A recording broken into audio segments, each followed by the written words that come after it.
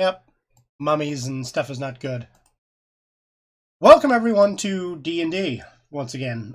Sorry we got started a little later than we normally do. I forgot to start the stream. So, yeah. We're going though. Fun times. Let's do this. So, to give you a recap of what's happened so far, the entire party has last session got hit hard by fighting an angel, and then got one of the party members got sucker punched by Zaros riding through on a nightmare. So the party has decided, one of the last sessions, Misriel drew a card from his deck of many things, allowing him to give one command to any being in the multiverse. He decided to use his card, and with the consensus of the group and the party, to go to Zaros' tomb. Whoa, what? I don't consent to anything. You're drunk. He can't consent. At least you're not a wheel of cheese. Amen, brother. This time. For now. No, the Wabbajack hasn't had a chance to recharge. Because he used all of his things at that period. Anyway, they proceeded to Zaros' tomb, and Misrael decided to use his command to forcibly command Zaros to lie in his open coffin and lay there for 1 hour. Well, by doing so, he walked extremely slowly, essentially buying time for his last-ditch effort of a backup squad of his Chamberlain and a newly revealed mage, Archmage, to appear to try and defend their master.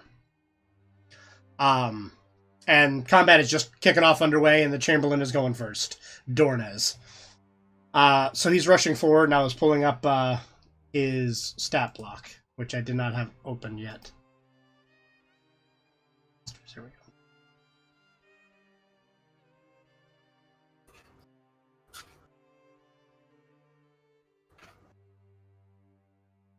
Come on, Dornez, where you at? Yeah. Nope, that's Gadwin. Nope, that's somebody else. Nope, those are the mongrel folk. Phantom warriors don't care. Oh, there's Piddlewick. He is extremely weak. There we go. And he loves to dance. Yes, he does.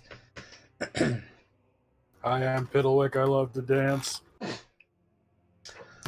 Okay.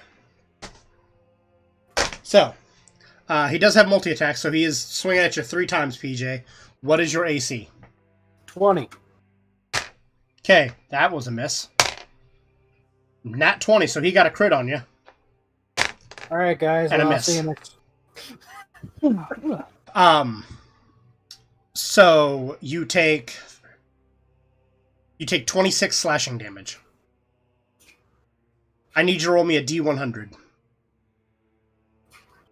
All right, I think I could do that here. Okay. You're good. You don't feel anything. I mean, you feel, once again, anytime you get hit by this guy and his razor wire that he has, you almost feel like your life force is being sapped away. But that's just the feeling. Nothing. Essentially, if you roll within a certain percentage, something is going to happen, and it's a really low percentage for it to actually happen. And you've saved, so you're good. Cool beans. That is his turn. Marcus, it is your turn. You went faster than the mage.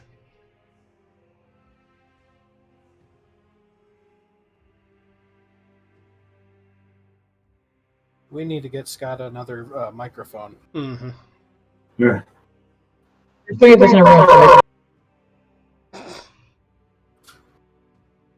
Sorry, I figured I'd get my hat since it's Talking Like Fire Day. Marcus, go! Marcus, go! Sun sword! Sun sword! Sun sword! Sun sword! Directly to the chest! His is a flame tongue, but okay. Whatever! Yeah, because I was going to say, I was like, wait a minute. I don't remember Mark giving up his sun sword to someone. I offered. I totally missed that. That's what so I was like, Well, it happened. I'm like, oh. I offered back when we got it. Got it, yeah. You did offer it to Will's character. He's like, no, I'm good. So you swing with the Sun Sword. I need you to go ahead and roll me a to strike roll. Who are you attacking? He's attacking Zaros in the coffin. Oh, gotcha. Hey!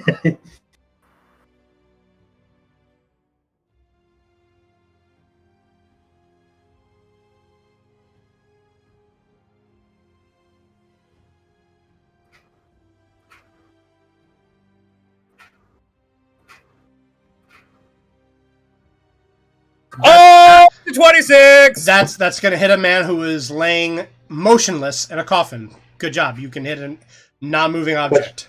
Question. Yes. When we fought the angel, he counted as being incapacitated.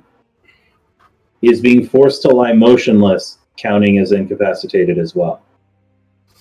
Theoretically, yes, because he was commanded to lie there.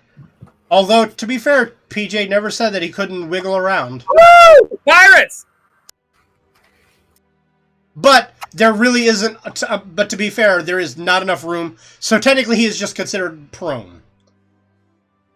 Okay. Which, I mean, anybody who physically attacks him means you have advantage against him. Hi. But, I mean, he is effectively prone... because there's not much room inside that coffin for him to really roll and or dodge attacks. So, prone. A prone creature's only movement option is to crawl, unless it stands up, which he cannot. Thereby ends the condition. The creature has disadvantage on any attack roll, so he can attack you while he's laying in the coffin. An attack roll against the creature has advantage if the attacker is within 5 feet of the creature. Otherwise, the attack roll has disadvantage. He missed with his first martial arts and misclicked and rolled the damage, but then he got a nat fucking 20 on his second martial arts. So he's done 22 damage. So far. Nat 20 with a punch. Click on that motherfucking punch footage.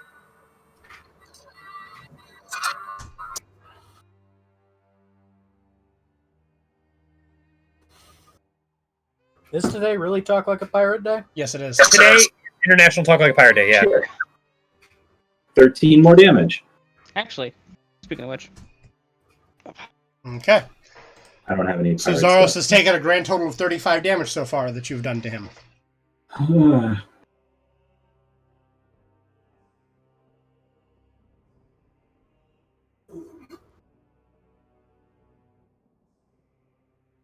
Worn this hat in friggin' years.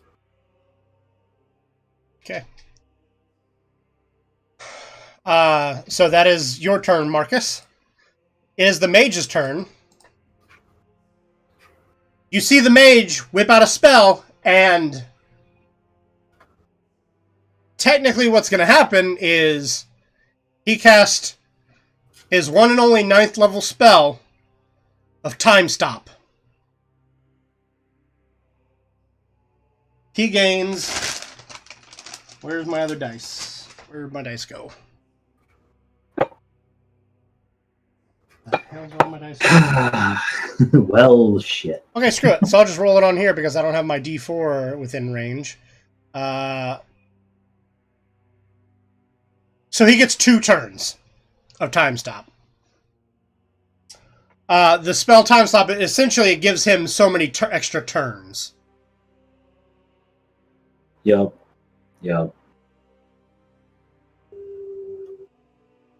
So he uses both of his turns to run over here, or one of his turns to rush here, and time resumes, and then now he's going to his last turn. He has a scroll out. He reads the scroll. Give me 1 second. Let me look up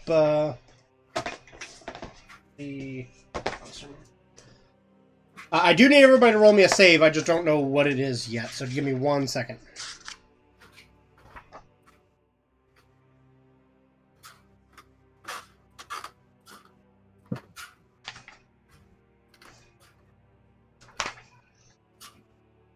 Okay. He casts the magic from the scroll. I need everyone to roll me a... Oh, that's... I don't know why I'm looking. I was just looking to see what the save was going to need to be against. I need to see what the thing is.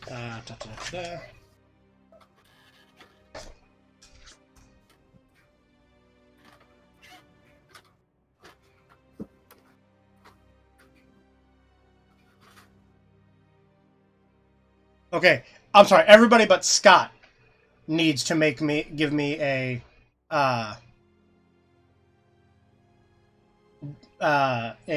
dexterity saving throw.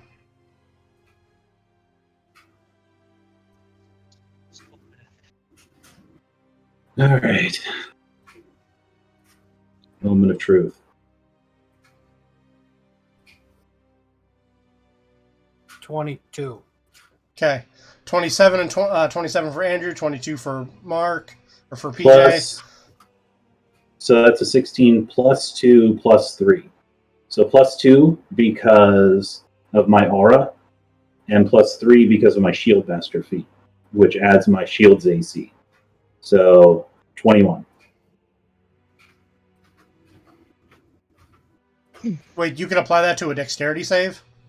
That's so shield master says any spell Okay, spell, got it. that requires a dexterity save, it adds my shield's Got it. DC Okay, cool. to that. So Holly and Marcus failed. Everybody else succeeded. You see he finishes reading the spell and throws out his hand at level just above, out of reach of the coffin, so it's just hitting you guys in a 60-foot cone, so it's going to hit everybody in front of the mage. Again, which is except Scott, because he's way down here. You see extending from his hands a rainbow beam.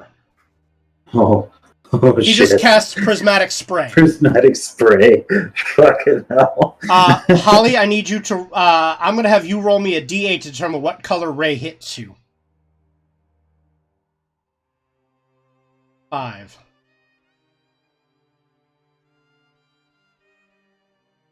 Oh!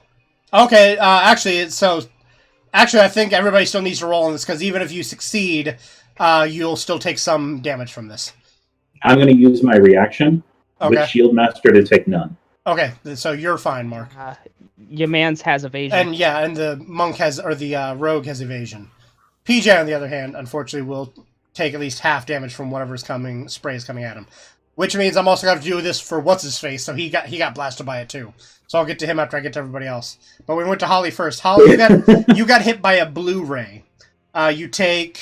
And for this, I'm going to roll it. Just chucks a disc at her. I'm going to roll this in here so you see. You take...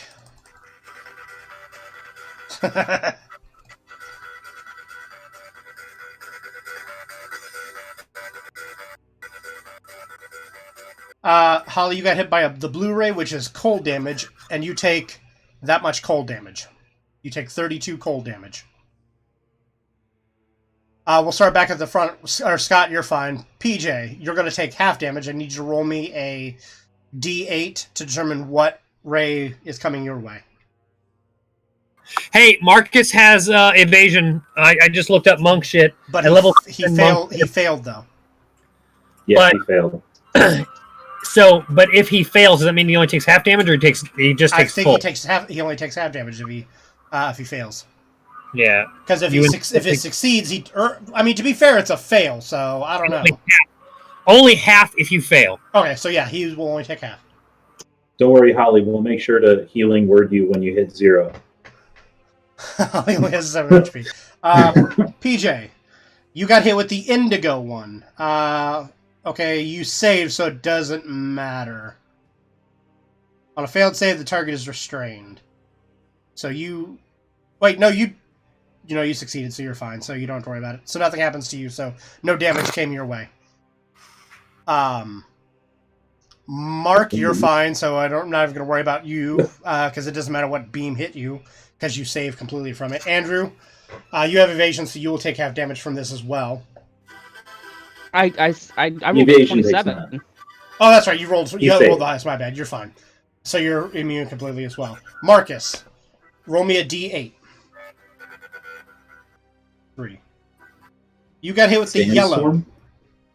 Sandstorm? You're going to take half of this in lightning damage. So 33, that's what? 13? 16?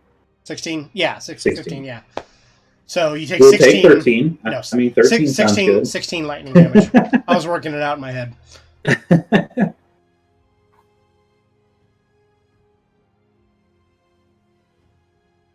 I know, but you take 16. So you take a whole whopping 16 lightning damage. Now for Mr.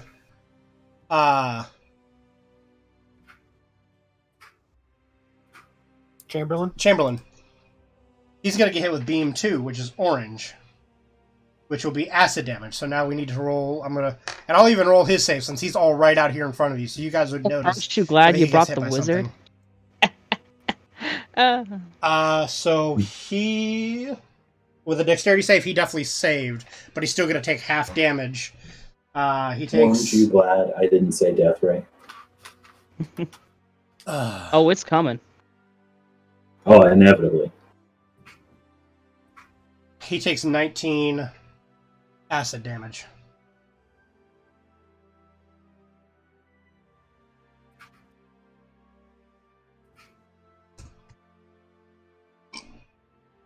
And that's the wizard's turn.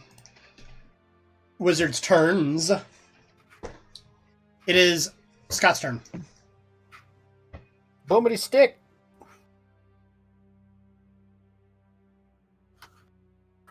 I'm gonna point blank Zaros with my gun. So you run in and just point blank Zaros, shoot him in the face. Well, okay. Not trying to javelin. Go ahead and roll me. I'm gonna point blank him. I still have roll me initiative. I still have a magic weapon on power. Roll me advantage. He's gonna So put it in his him. mouth and be like, "Hey, you want to see what Oblivion tastes like?" Dude, Oblivion sucked. The game? Yeah. Dude, I know people that swear by that thing. I mean, I've never played it. I played Yeah, it. okay. It was definitely weird. Had its moments, but I mean, like honestly, it was great. Like all up until I released Skyrim. I enjoyed everything. Okay. Wow, I rolled a 10. You also With have advantage. So no, he's drunk, so he only gets one roll because he also has disadvantage. So that is his roll, but he rolled 10, and that's. A 4 hits an inanimate object, but I don't know. I haven't looked up inanimate objects in a long time. Or But I prone mean, object. he's not considered. I mean, he is prone, yes, but I mean, he still has an AC because he would still technically be considered wearing armor. Blah blah blah. Blah. Right. So with that, yeah, I'm pretty sure a 10 is not gonna hit this guy. So yeah, as you stick the gun in, and you unload and blast it into his face. Similar to what was happening earlier when you guys were smacking the coffin and it just kind of bouncing off. Like, I need you to roll me a D100. Me? Yes, for your gun to see if your gun, like if the pellets, because essentially like dark magics are protecting him in this coffin right now. That's what I'm saying is like the flavor of why you missed.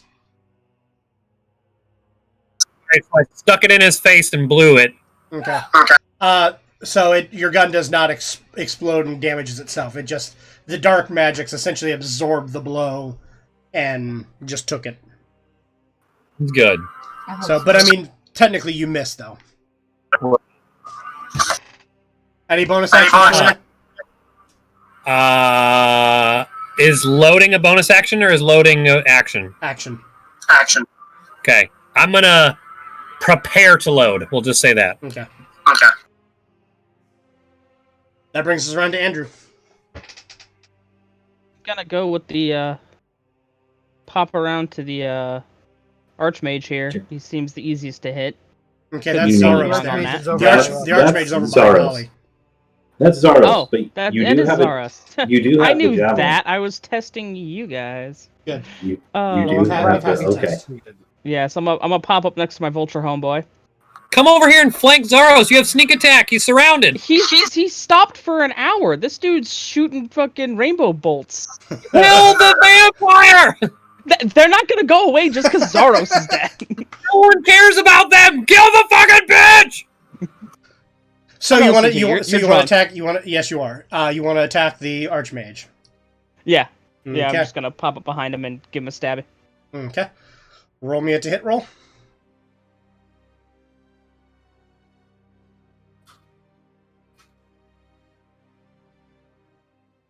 Six. You said 26? 26. Okay, yeah, that's definitely gonna hit him. But since Holly's technically there, you do get sneak attack on him because it is, he is technically, being. There's an enemy within a second enemy of his within 5 feet Yeah. of him. Mhm. All right, so that's 11 plus what is it? 3d6 now. Yep.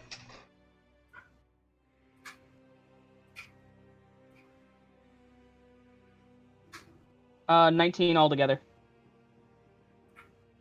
Okay. And plus 19. Okay. Any bonus actions from you? No. Okay. That brings us around to PJ. Oh, Yeah, no, because he's a wizard. It doesn't matter if I'm close to him or not. it is PJ's turn. Okay. Let me look to see what they've got available for me. Oh, all of a sudden you're talking like a vampire. No, I'm not talking like a vampire. Talking like Russian. Like Russian. average normal citizen. You can use them as a Average normal distraction now. citizen. That's funny. Right. Well, you sting as how Drow from they're from the Underdark. They really should speak with an Australian accent. From the Really? down Underdark. From now, I'm never gonna stop thinking of Drow as Australian. You know what? I'm fine with that being the canon that Drow are Australian. All right. Well, this Drow is going to turn into a giant bear and beat the shit out of this guy standing right in front of him. Fuck your head in the neck it rode in on. Insert Mario growth noise here. Blah, blah, blah. Yeah, it's very difficult to wear headphones while wearing a pirate hat. I bet. I'm sure pirates had a real problem wearing their headphones. Yar, I recommend we Raycons. So for a movement, you Hulk out as a bear, Well, or the bear transformation's an hulking- action, right? Huh? No, it's a Transformation- bonus oh. action. Okay, so never mind then. So bonus action, you turn into a bear.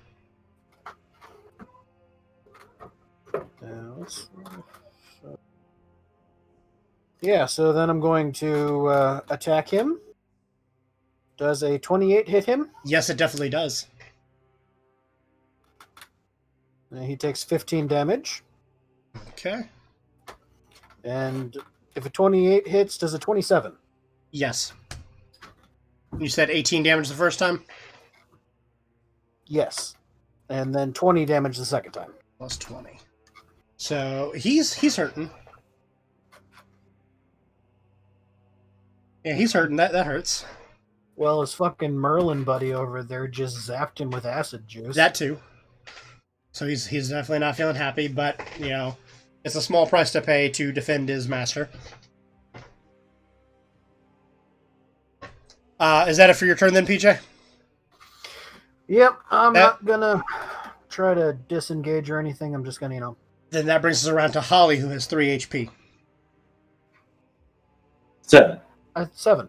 7? Oh. Somebody It's healed her. like 1, 2, 5. I think she said Teresa. she had 7. I think she said she had 3. Oh, then Oh, 7 HP, okay. I'll have the I don't know where the question fuck I got on 3 Teresa then. to be- I don't know where the I'm sure fuck I somebody got has 3 HP left. Somebody somewhere does. Somebody in this world. 3 commoners. All the commoners. Mostly the children. Hey, 3 HP was once my max HP. I don't know why I gets a dog in it. Yeah, And I then made you it got- out of Murder House just fine. To be fair, your maximum HP should have definitely been higher than 3 because The ghost. Life drain. Oh, no, that that's was right, what that lady, no, that banshee or whatever that was Mhm. did to me. Yep. The right, yeah, the life drain thing white. to you. Yeah. yeah. 20 does not hit. Wait, who you attacking? That's Zaros. oh, you're But shooting. everybody was talking, so I just rolled. Oh, so you're shooting at Zaros. You are, yeah, with the longbow. You do have advantage since he is laying. Although no, unless you're within 5 feet of him, you actually have disadvantage. So roll again. Actually, it doesn't matter. 20. Actually, what is Zaros's? No, that a 20 would hit Zaros, but you have disadvantage. So roll again because you're not within 5 feet of him. Okay, 19's gonna hit him as well. So you somehow miraculously fire an arrow over the lip of the coffin and shoot Zaros. Viking You just funeral. jump up and an arrow straight into him, huh? Oh, and he's undead, so Mm-hmm. don't you get advantage on undead things when you attack?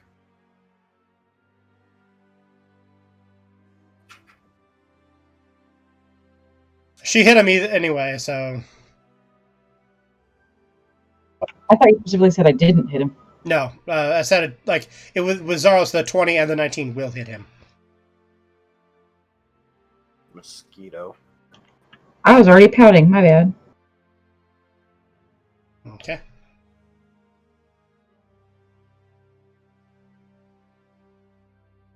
Well, you have disadvantage shooting at him where he's laying in the coffin, so I need 2 more full rolls from you if you're shooting at him twice.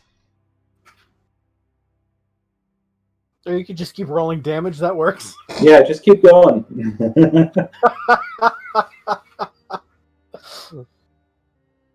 Although, no, wait, never mind. I take that back. You're right. You're undead. You have advantage against them, so no, both those would hit. You're fine.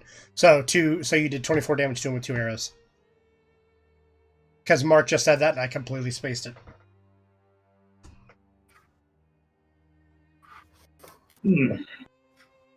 Okay, so is that it for your turn then, Holly? You're just going to stay put and plug arrows at him. Okay, that brings us around to the end of the initiative, and Mark.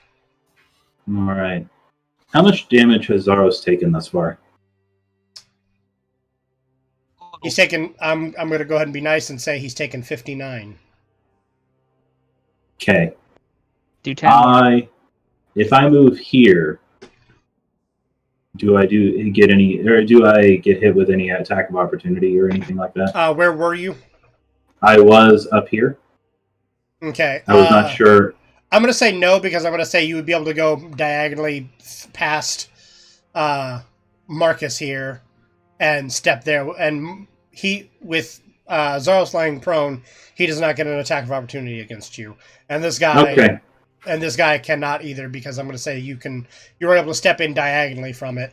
Like if you stepped next to him and then down one, I would say he would get the attack. But I'll say you were able to go diagonally through Volume. All right. So advantage on prone. Yep.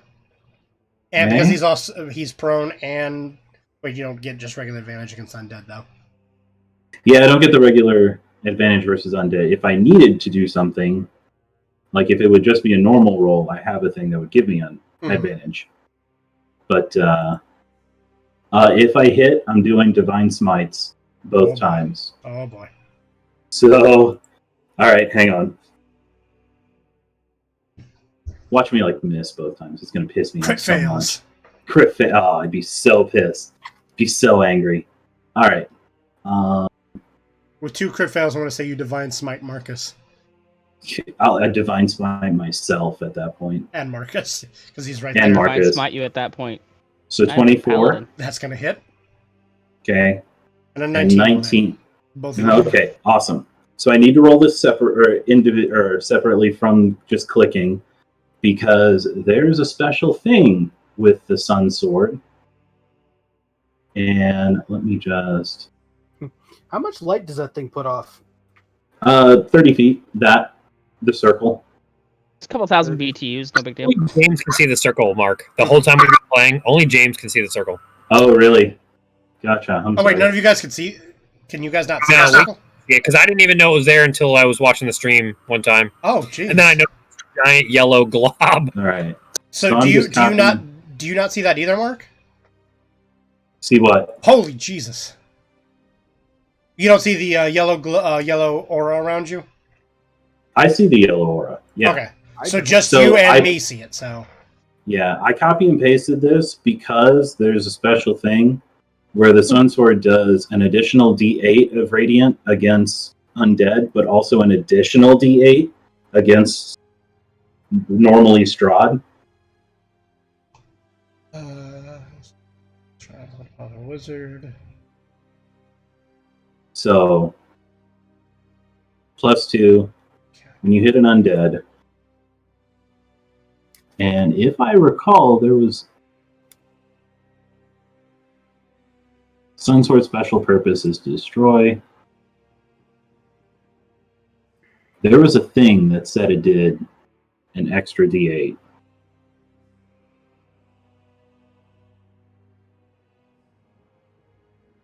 Let me read it in the.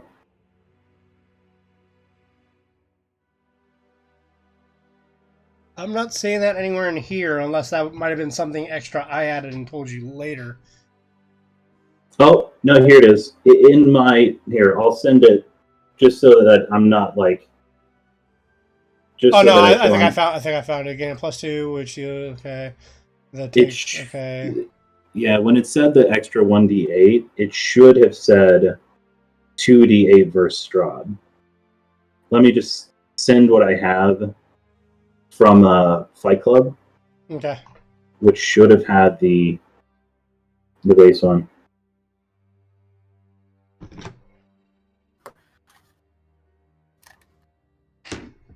And that's what I saw. You gain +2 to.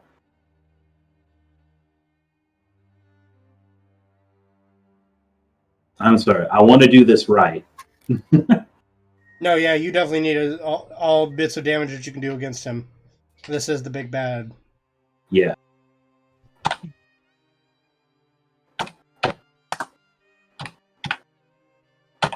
Plus 4 +2.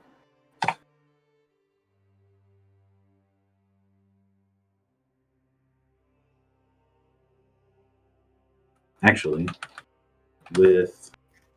I'm using second level might, because of course I would be. So how much is that? 2d8 plus 5. Maximum. So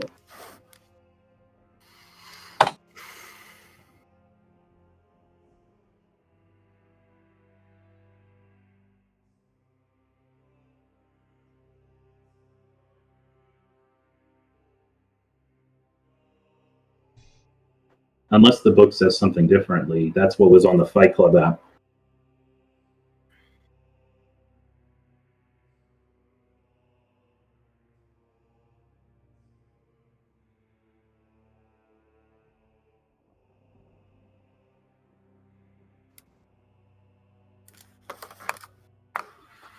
Yeah, I'm even looking in Fight Club, my own Fight Club compendium for it. I'm not seeing anything extra about specifically hitting Zaros. I'm gonna say though, because like technically the way it works, I think that might have been something that you might have added into your compendium. I think when you first got the sword, I think I added that in because the Sun Sword is a sentient item. Like Right. it knows, and it hates Zaros. So essentially, it like burns with its own furious anger, and I was allowing it to do just an extra D8 of damage to him. Oh. So yeah, we'll say Okay. that's fine then. So against Zaros, you do Shit. 2d8 radiant damage as opposed to 1. A 2d8 additional from the. Instead of just the regular 1d8, it does 2d8 to Okay. Zaros. So, So that would be 3d8, and then it'd be 3d8 plus 6, because it normally does 1d8 just Yeah. normally for damage. and then like a plus 2 one, for and Zaros. then Yeah. and then Divine Smite second level is 3d8 radiant as Dear well. God. So This is I'm rolling damage. 68 plus 6, Oh my God. and I roll it twice. So 1 plus 12. God damn it. So it does 74 radiant damage. Oh my god. How much health does Zaros have? Oh my god, he's still alive. Not by much, but he is still alive. This was exactly why I saved everything for this entire thing. I was like, I am not using spells, not using shit. I was just like, burn all things. Now, PJ, you did command Zaros to lie there. You did not yell at him to say or that he could not do anything else. You just specifically said for him to lie there. So that leaves it open to interpretation. He cries out. From the coffin, everyone hears Zaros cry out, Imbrium, to me. You all hear the galloping of hooves, and the nightmare comes charging into the room from the north from where Zaros came from. And, rests a hoof down on top of him, and him and the nightmare shimmer out of sight.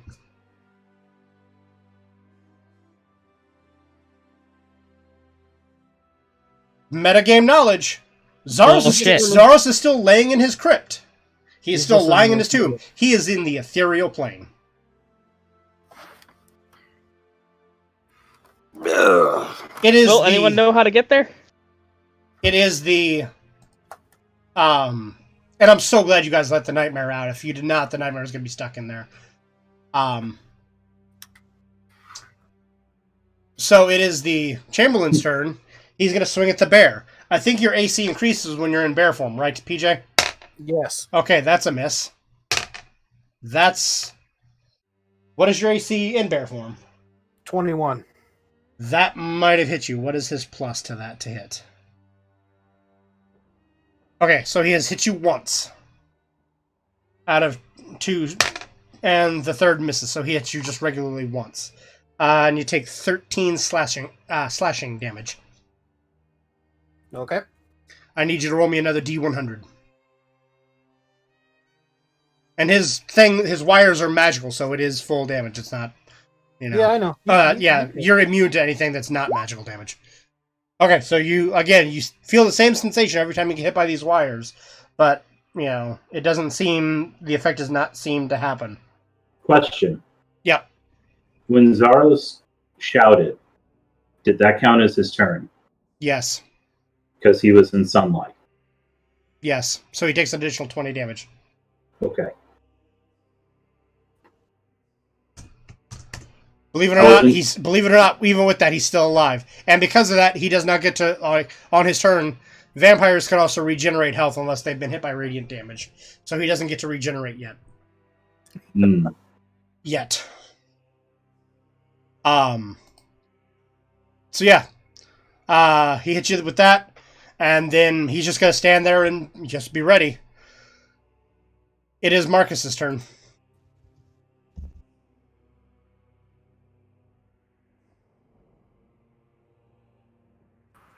I will be punching the Chamberlain. Okay, so you run over to the Chamberlain. Are you sorting the Chamberlain? Thank you, Marcus. Very welcome. I'm confused. What is he doing to the Chamberlain? He's gonna sword him. Okay, so you rush over to sword him. Marcus, as you step into him, I need you. He's gonna use his reaction to take an attack of opportunity against you. Because you're rushing him. What is your AC, Marcus? I think he's going to hit you, though, either way. 21. 21, that's going to hit. It was the same roll that he hit PJ with, so he hit you with that.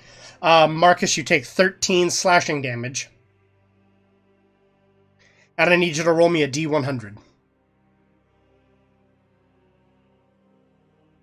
Just a heads up, the D100 roll on this, there's a 5% chance that you just instantly die by being hit by this guy. Oh, get the book. You got close, Marcus. You're good. You don't die outright from this, so it doesn't kill you. But you definitely feel like with every hit of this weapon, you feel like your life force is trying to be sapped away and pulled away from you but you're good. So with an 11 though, Marcus, that misses him. You're a big, strong bear, and it's raining men just hit the jukebox. So It's Raining Men and Drowning Pool's Bodies are just the same song, just in different viewpoints. He's not going to use the key point. He's going to save him. Okay. So then that Excellent. is that going to end your turn then, Marcus? Yeah, that's it. Okay. Then that brings us around to the mage. 1, 2, 3, 4, 5. Okay. The archmage.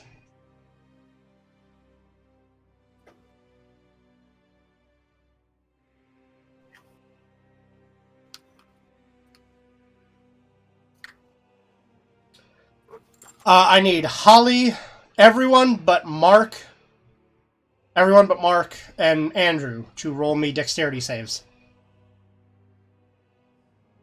Oh.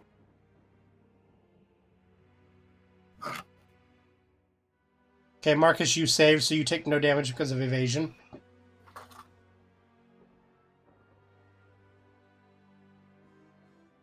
Holly, you save, but you will take half damage because you do not have evasion.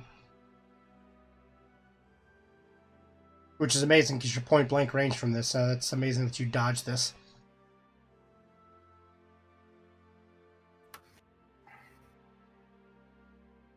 Rolled, but my first roll is a nat 20. I still have advantage clicked on from before, Mhm. but I still rolled a nat 20 on my first one. I was just going to say, like, technically you can count that as disadvantage, so, I mean, the 18 would be your other roll, and that's still going to be able to save?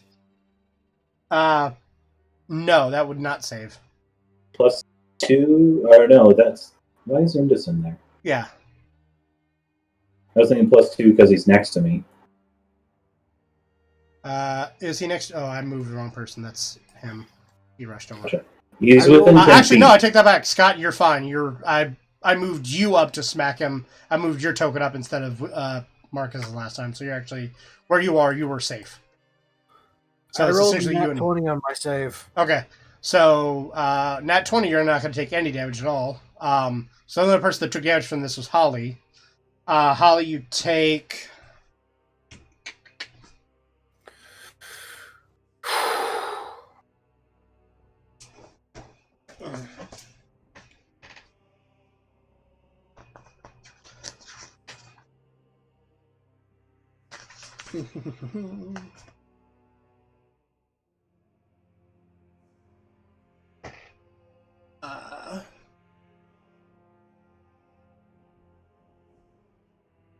You take half of this in lightning damage, Holly.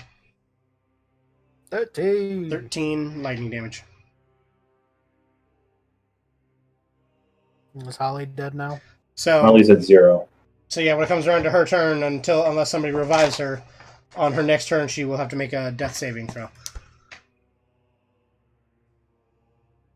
So that is the wizard's turn. He is going to proceed to move. Andrew, you get an attack of opportunity because he's stepping away from you.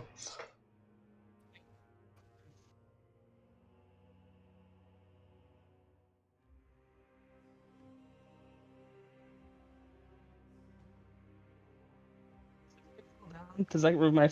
I guess sneak attack wouldn't apply to this anyway. No, 21. that's going to hit him.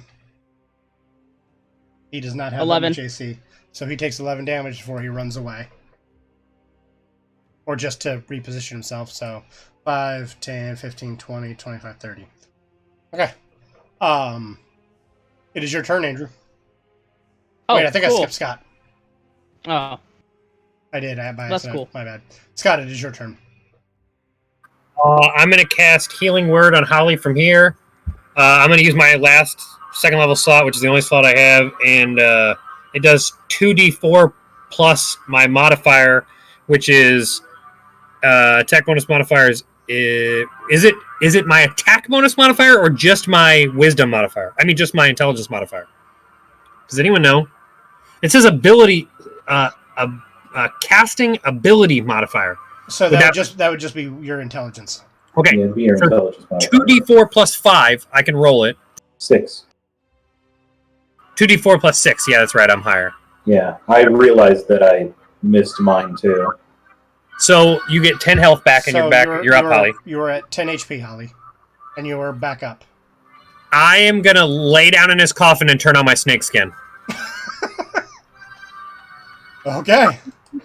That brings James, I don't know if you have the conversion for this, but it's a Pathfinder thing. It does Constitution damage whenever they're hit by it. Mm-hmm.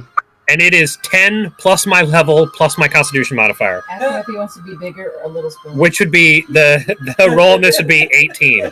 Well, that's fine. He's in the ethereal plane, so you don't affect him. Okay, come back sometime.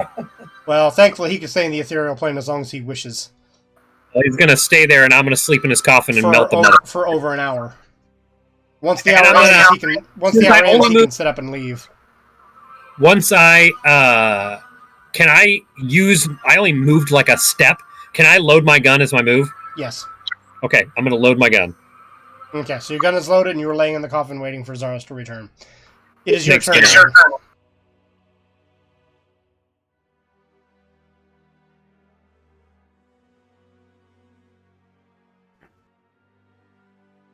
It is whose turn? Andrews.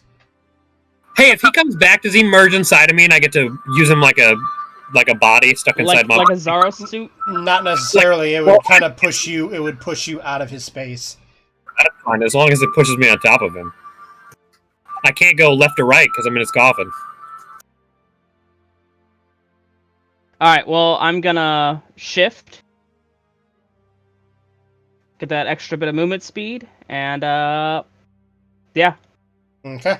Going right back up into this guy's face. Right on the attack, you do not have any advantage or anything on him at this point. It's just regular attacks at this point. 19. That will hit him. Alright. Hey, is this a hinged lid, or is it just not there? It's it's almost like a stone, like, it's a lid that's, like, lifted and placed on. It's not hinged. But it's there. Yes, it's laying, an 11. it's laying nearby. So 11 damage to the Archmage. And the Archmage is... you're down about a third of his health. Cool. That brings us to Big Bear. Well, Bear in the Big I'm Blue going- House. So, he is engaged by 2 enemies. Is Yes, that he is. flanking, Yes, it is. technically? Alright, so... How's everybody doing health-wise? Holly is 10. I know that much. Has anybody else been hurt really bad? Not too much. Okay, because... Undesim didn't get hit by... No, I'm pretty good. Yeah, and I'm fine. I didn't get hit by any of the spells. okay. Even Marcus isn't bad. Okay, does a 25 hit him? Yes. The Chamberlain? Yes, it does. Okay, he takes 13 damage. Ouch. And then I'm going to do He my has taken second 70 HP, so he has taken 70 damage so far. Does a 21 hit him? 21, defense wins, no. Okay. He's got the same AC as you. Okay. Okie dokie. That brings us around to Holly. Unless you're going to move and have any bonus actions, PJ. What's that? Unless you move and have any bonus actions, it will be Holly's turn. I can't disengage as a move action, can I? No, because unfortunately you are not a rogue.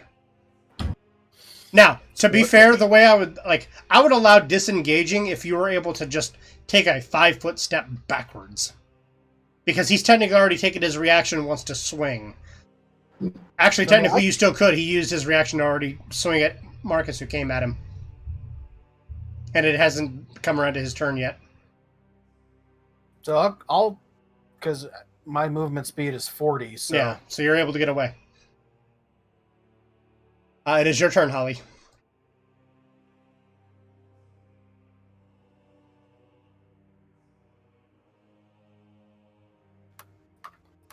We'll be right back.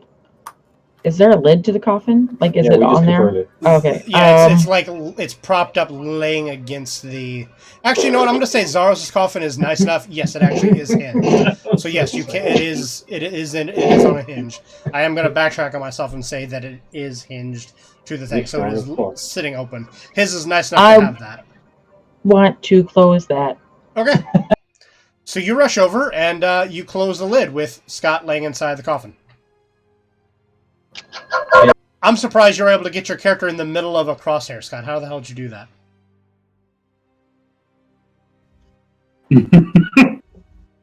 Silence. How'd you get yourself out of the grid, Scott, in the middle of the crosshair? He went off the grid. I'm really curious about that. How did you do that? What'd I do? You were laying in, you were not in a grid space. You were in between the grid. I'm in the fucking coffin, bitches. I know. I'm trying to figure out how you got in the middle of the. It's just where I put my guy, and that's where he stayed. I'm a robot. I don't follow the rules. See what happens when I move something to a space? It moves you, and takes you out of the. Puts you back into a grid block.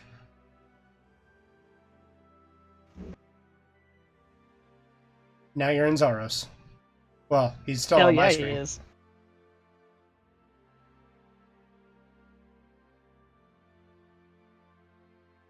There's one button. I should still have one action, right? One shot. You should have your action. I should Well, be I don't able know. to It's up to James. shoot. Yeah, running over is a movement and just slamming the coffin shut. Yeah, that could just be part of the movement. Oh, Okay, cool. Then I'm gonna shoot at the other guy twice, or try to. Okay, so you're gonna shoot at the Chamberlain here, or you're gonna shoot at the Archmage down here? or the guy. The dude who's hit you with lightning bolts and shit and has almost killed you.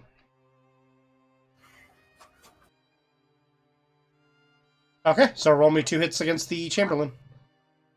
Because I assume you're shooting at him twice. That 20 is going to miss.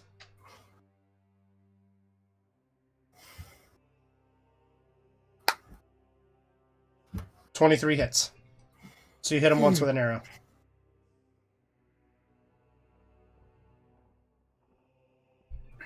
And he takes an additional 9 damage.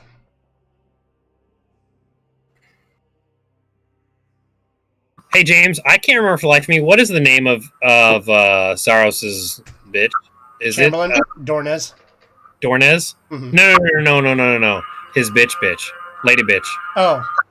Maria? Maria. That's her name, the original name. No, the Okay. original was Maria was the one, the girl you all saved. The original name is Liette. Liette. Great. I don't like where this is going. Oh. Is that your turn, Holly? It is your turn, Mark. All right. So I'm moving over here since he used his reaction. Mm-hmm. And I'm going to hit advantage because flanking. Okay. Beforehand, Mark, I need you to, as you step within... I also forgot, Marcus, you need to do this as well. I need you both to roll me wisdom saving throws. Okay. Not advantage for that. 15. Okay, Mark, you fail. Marcus, you succeed. Mark, you take 16 psychic damage as you hear agonizing screams in your head that just unnerve you. And Marcus, you have evasion. So wait, this wasn't dexterity. So you take 8 psychic damage. Mark, you take 16. Right. Ow. Okay. Now I'm going to swipe it at him. Okay. Yeah, that's the thing about this guy. You get too close to him, you start getting wailed psychically by the screams of the thousands he's killed. Right. So. And he is not undead, so he is just straight up alive. Yeah. Normal. He's pre-deceased. Fucking hell. That was awful. Both those missed. Cool. So essentially he nimbly dodges and evades both, dodges left and right past your sword swings. They technically be +1s, but how in the fuck do you roll? What did I roll? I rolled a 6, a 4, a 2, and a 5. Yeah. All Okay. right. So that is your turn. You moved, ran, and attacked. It is his turn. He hates PJ a lot. So Mark and Marcus, you can take attacks of opportunity against him if you wish, as he proceeds to run out from around you. Try this again. Mark, you missed. Motherfucker. So hang on. I rolled a 2 there. So I rolled a 3 there, a 4 there, a 5 there, a 6 there, and a 7 there. Bunch So of in my rolls. 6 So in my 6 rolls, I rolled a 2, 3, 4, 5, 6, and 7. That's fucking weird. Also, do you have disadvantage, or do you have advantage on against this guy for whatever reason? I guess the attack of opportunity wouldn't. Yeah, So no. it would just be the normal. And even then... I just still had it because of flanking. Oh, that's right. Yeah, flanking. Forgot about that. My bad. Yeah, with the reaction, you don't get that flanking bonus. Marcus, That's you fair. do get a swing at him if you wish. If you wish to take a free sword swipe at him from... So I need you to give me a sword swipe roll. Gonna fire swipe? As he runs out around you, because he cares not about any of you guys. He will worry about the rest of you and kill you after he kills the drow. Which is funny because he himself is a drow. A 16 misses. So he's going to run over to PJ and swing 3 more times.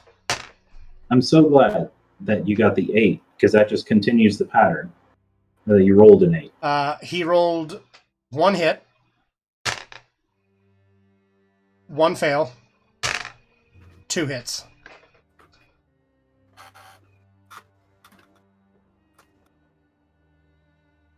PJ, you take 26 slashing damage in total.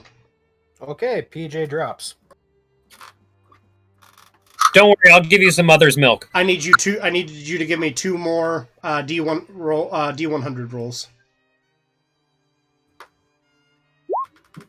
Okay, you save and you're safe.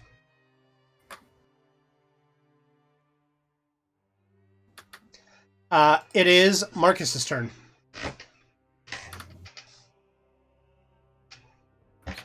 I run up and slice that bitch. Okay.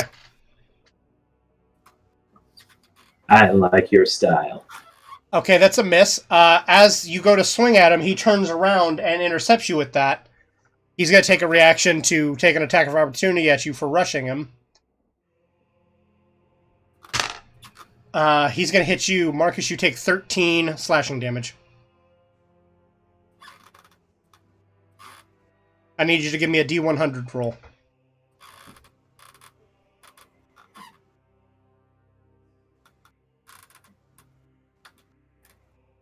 Okay, you're good. As Holly appears behind a cloud of smoke. Mm-hmm. Do you have any key points left? Yeah, he's got 2 left. Okay. I think he should save him for Zaros, though. At least I'm trying to. I don't blame you. That's fair. Yeah. Okay, so if that's the case, that is the end of Marcus's turn. It is the Archmage's turn.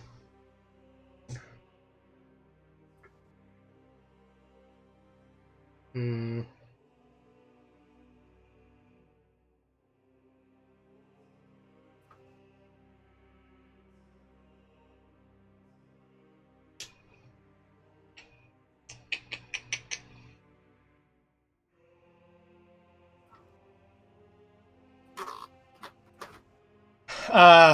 Andrew, good, you're back.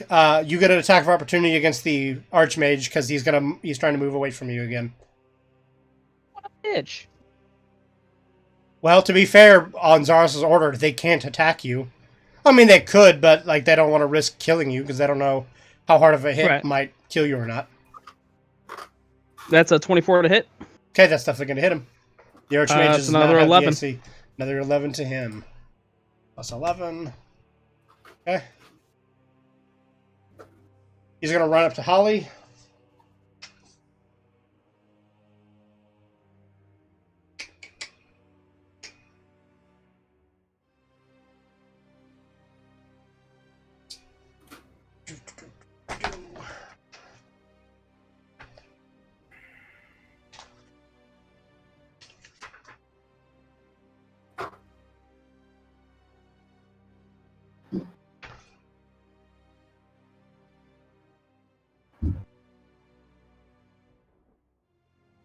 Okay, Holly, what is your AC?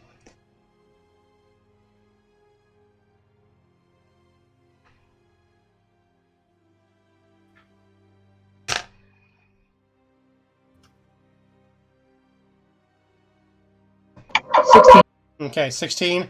A 24 is going to hit you then. The Archmage runs up behind you and hits you with Shocking Grasp.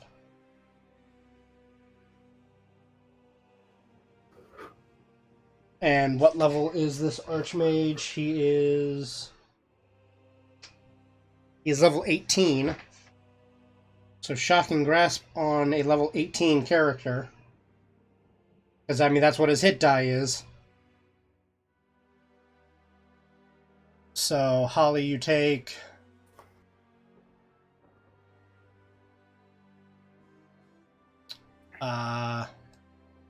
You take 17 lightning damage, Holly. Holly has dropped to below 0 HP. So Holly and PJ are down. That is the Archmage's turn. Scott, it is your turn. You are laying on a coffin with the coffin closed on you. It will take a movement to open the coffin if you wish to climb out. Otherwise, you're going to lay there.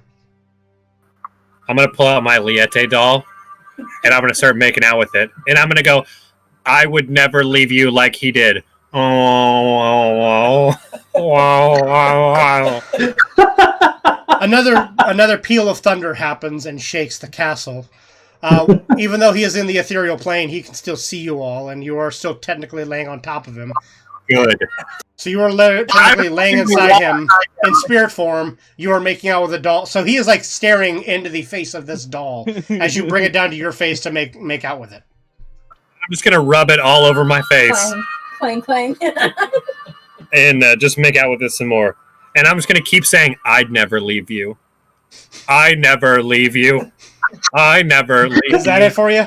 And just rub it all over my face. Yeah, I have no spells or anything else. As long as my gun's loaded, I'm good. I'm good. Andrew, it is your turn. All right. Holly and PJ are down. Since I didn't take my action, I will say that I will hold my attack for if Zaros comes back, and I'm gonna fucking shoot him point blank, laying against him. Okay. I really have no idea how I would pull that off. Because you're technically laying inside the coffin now with him. The coffin is closed. You would not be able to position the rifle in such a way to be able to shoot him. Well, I'm gonna just literally put it right against him. I don't care if it's against both of us. I'll just sandwich it. That's what I'm trying to figure out. And even then, technically, it's like you're gonna have severe disadvantage in trying to fire that anyway, because it still might be positioned to where it's not even facing him either. Depending on how you're laying with this gun in the coffin, it might just be like, I will have the coffin or the gun laying vertically on top of me to where the barrel's pointed to my head, which would be where his head would be if he's in the same position. Okay. Liette in front of me. So I'm going to dome the both of us and Liette when he comes back. So you're going for a headshot. Got it. Okay. And I'm just going to keep saying, it is your turn, Andrew. Gonna move up on the Archmage, get behind him. Okay. Finger of Death. Oh, God. I fucking forgot he had that shit. Oh, God. I think I need to make a saving throw, don't I? I think if he has under 100 health, he's dead. No, that's power word fail. I think it's power. Yeah. Yeah, Finger of Death is a saving throw. I think it's saving throw. Finger of Death. You said negative energy coursing through the creature that you see within range, causing it searing pain. The target must make a Constitution saving throw. Otherwise, it takes 7d8 plus 30 necrotic damage on a failed save, or have as much on a successful one. Okay. Shit.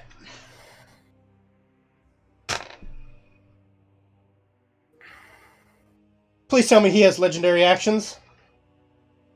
Okay, Archmages do not have legendary actions. So, I don't get to just say, haha, fuck you, he saves. He failed. Wait, I don't even know what I'm trying to beat. What am I trying to beat? Doesn't matter. I don't know. He rolled 7, so I'm pretty sure whatever it is above 7. Yeah, that would do it. So he still failed either way. So he's going to take 78 plus 30 necrotic damage. No, not edit character. Get the hell out of there. What are you doing? 7d8 Plus 30. plus 30. That is 66 damage. Oh, My God. oh. Plus 66. He has taken 118 damage in total in this fight. Archmages have 99 HP. He is dead. So the caveat to Finger of Death. Yes, if you kill a humanoid, they raise as a zombie under your control. At the start of his next turn, he starts his turn as a zombie that is permanently under the command, following his verbal orders to the best of his abilities. Oh! And that brings us around to PJ. PJ, I need you to give me a death saving throw. Turn off my porn. I mean, what? Does he retain his spells and everything, or is he just like a zombie? I'm going to say because of the power of this guy, yes. Okay, cool. Do what? To succeed? Okay.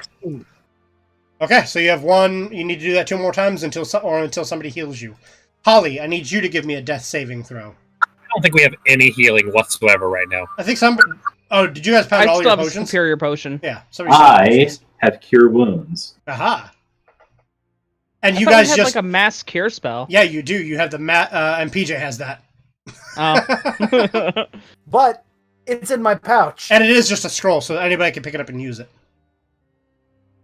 15, you're good, Holly. Because I think you just need to beat 10 on a flat D20 roll, I think. Oh, 15 for death save. Yeah. Oh, 15 for a death save? Oh. I don't know. No, that's a 1 success. Oh, don't tell me my internet is crapping out again. Can you guys still Did hear we me? lose you, James? Can you hear me? Son of a bitch. He just dipped out on us. He's like, nope, I'm gone. Fuck this. Oh my God. We just stay here frozen forever where I lay in his casket and F his wooden bee. Yeah. Can you guys hear me at all? Because I'm actually wondering if the casket has like some effect in the ethereal plane too. God damn it. Like, this happened once earlier today. Why is it happening again? What upsets me the most is this happened once earlier today while I was playing in the session with you guys earlier. Really, where it dipped out like that? And it died and dipped out on me, and then it miraculously just randomly came back again.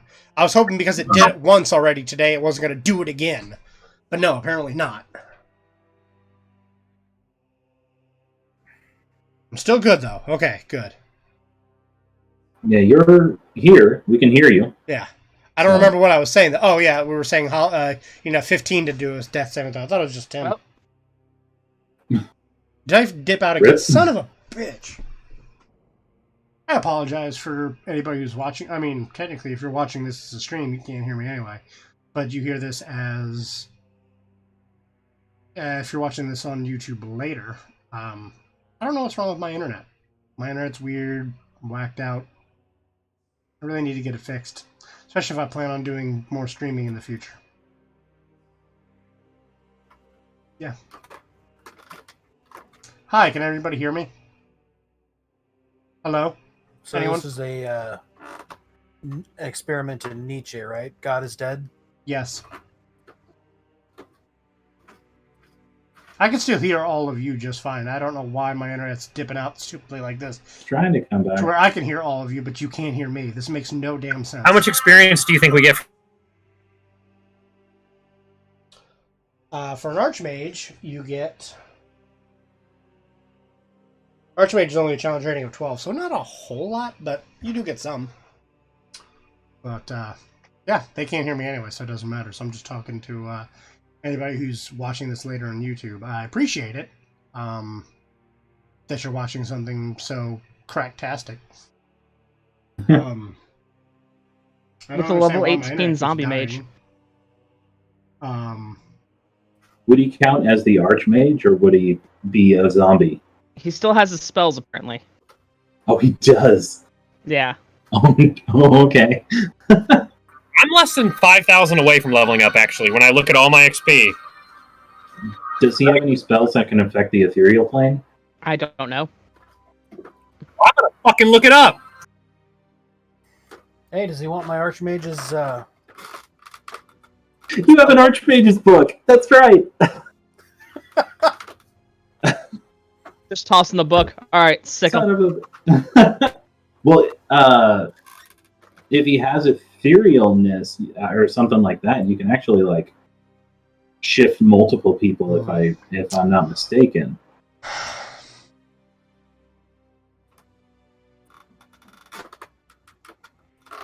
So, No, he doesn't. I apologize for people watching this. If you are watching this later on YouTube. But does the book? I appreciate you It might. joining me though and watching this. He has Globe of Invulnerability. I'm not that crazy great at this. I don't exactly have a lot of followers or people like that. I mean, that's the ultimate dream, though. You know, just be a YouTuber or whatever. Simple life. It'd be nice. I mean, I do enjoy what my day job is currently. That's not too bad. Would I much prefer being able to stay home and make videos and be creative in that way, make videos and play games on a stream for people and get paid to do that? God, yeah. I mean, I can hear him now. Growing up, that's all I had was video games, and it was, you know, until I made friends, and that this is, you know, these people are my friends. This is who I, you know, play games with and have fun with. Don't know if they can hear me. It sounded like they could hear me for a second, but it sounded like a dot. Yeah, we can hear you. We can hear you. Cool. I can hear you now. Yeah, I'm just the entire time you guys have been, I've been away. I've just been talking to the camera because I mean it's still, while the stream might have been dead, it's still recording, and so everything that I'm saying, like, what's the weird thing is I could still hear all of you, no problem during all of that. So I heard all of you all talking and look it up that, you know, if the Archmage can, you know, has any way to get you all to the ethereal plane, and as Scott did tell you, no, he does not. Does the book? His book, no. I mean, then again, you haven't looked in his actual book yet. You have looked at a book that PJ had that does not have it in there. But yeah, essentially what you see in there is what he has. And I think the internet, can you guys still hear me just fine? Hello? Can you guys hear me? And it died again. Cool. Is anybody there? I'm still here. Yeah, we I heard can you still for hear a you sec. all. Who's the Archmage? He's just, his name is Rugna. Like, what was his name? Rugna. Sebastian, wasn't it? Rugna. What was it? Sebastian. Rugna. No, that was his fake name. He was pretending to be the guy that I liked. Rugna. The mage's name Which is why I'm in a... Rugna.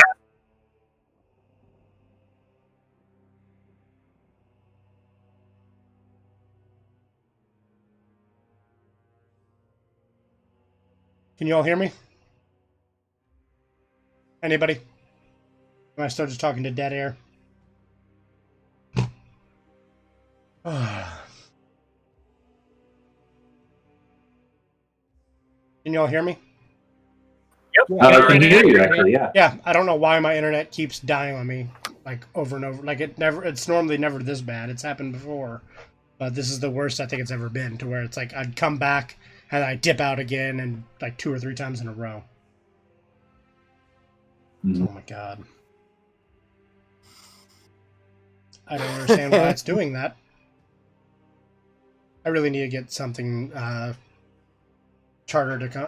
I really think I need to get a new modem because I notice it whenever, like, I'll be up in my living room and all of a sudden, like, the internet will drop on me. I think it dropped again. Can you guys still hear me? I can hear you. Okay, because on, like, I'm gauging this by whether or not, like, because for a second all you guys' videos on Roll20 here popped up, and I could see you guys moving for a minute, and then all of them froze again. So. And OBS is still showing me a little red marker in the bottom corner telling me that it's having connectivity issues. So I didn't know if that meant my internet was dead again or what. Gotcha. Your video's back. Well, I hit that's a plus. reconnect and your video came back. I think it's your turn. Is it? Holly made her death save. Yeah, Holly made her death save. So yeah, it is your turn, Mark.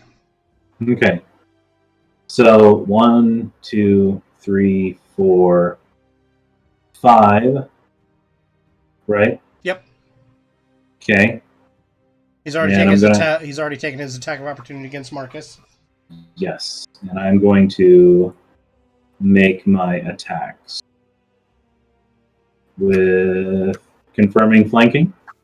Yep, because Marcus is on Okay. the other side of him.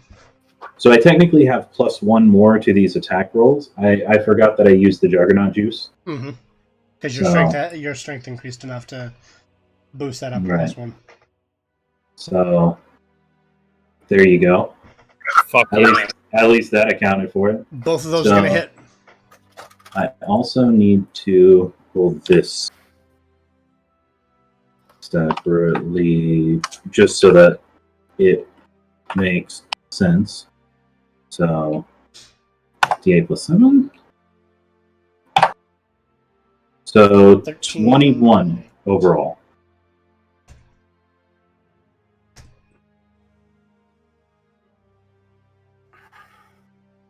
Okay. This guy's still standing. He's not doing good, but he's still standing. He's definitely fighting to the end for his master. Speaking of which, that brings us around to his turn. Mark, what is your AC? 28. Oh my god. Well, 18. Well, defense wins, so he misses. He has to roll a 19 or above to hit you. That's a 10. The plate mail really pushed it up just a bit And more. that's a crit.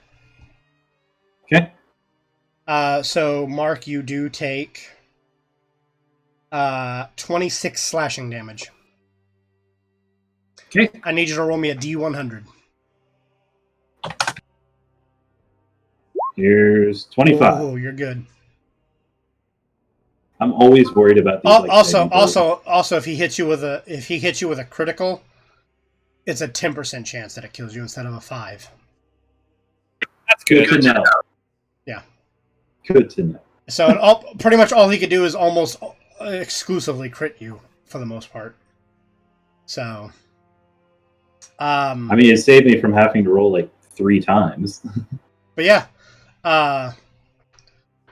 he is going to attempt to move. Mark, you could take a swing at him if you wish for an attack of opportunity, as do you, Marcus. He is attempting to move though. Marcus is gonna hit him. Hit him hard. So this with a plus Mark, 19, Marcus, so you that did missed. not hit. Mark, you missed, and Marcus, you missed. So you both missed him. Crap.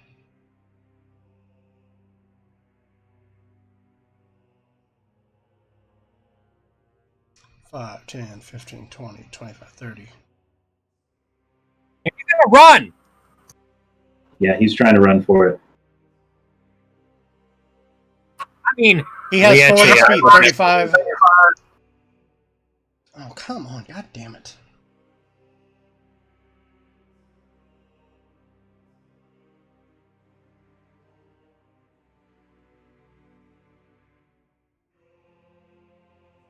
$35, 40. And he steps into this area and disappears. But there was something blocking that. no, it was me in the other one. You guys are keeping him in.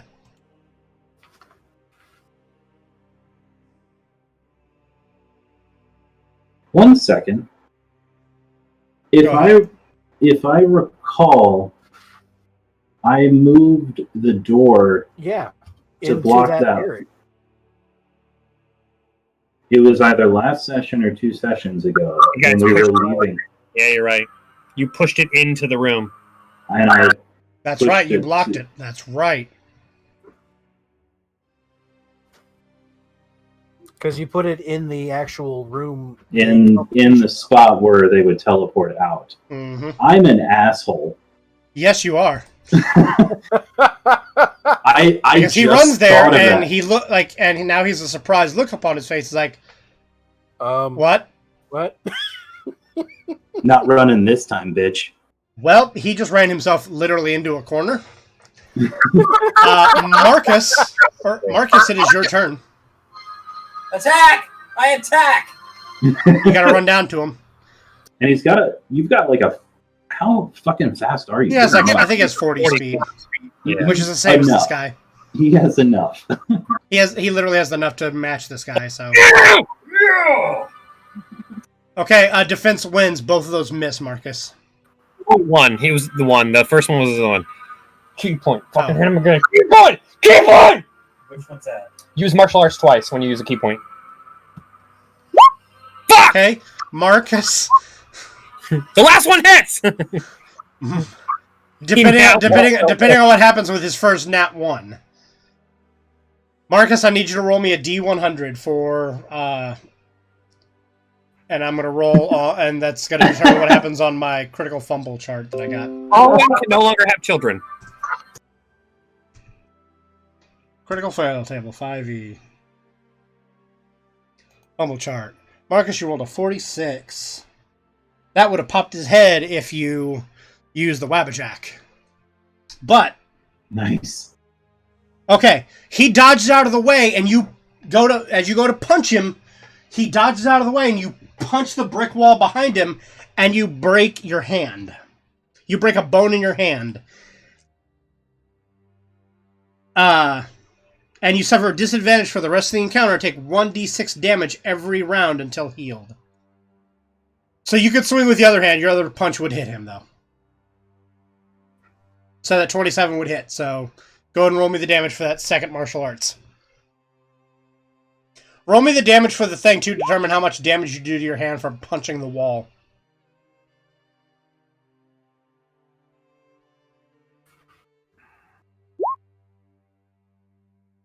Okay, so you take 4 damage from... Wait, what? What? You didn't mean to roll twice.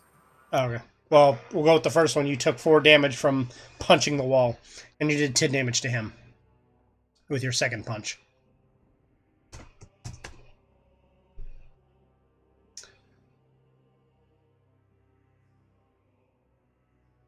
That brings us around to Scott. Scott's still making out with the doll, I assume. I'm going to say, I would never hide from you, Liete. And I'm just going to keep rubbing it on my face with the gun loaded, pointed in between, like at my head where his head would be. And I'm going to fucking ready my action, where if he comes back, I'm going to fucking blow our brains out. Andrew, it is your turn. Does the Archmage go before me? Do what? Didn't the Archmage get a turn before me? Yeah, but I accidentally deleted him completely, so it wiped him out of the turn order. So I'm just going to say it was just before, because I think he took his turn just before you would get yours.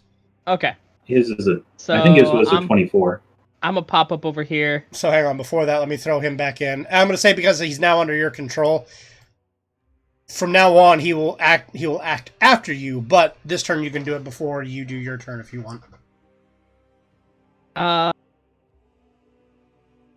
Well, I'm gonna go to hit first, I guess. Okay. And then we can do it.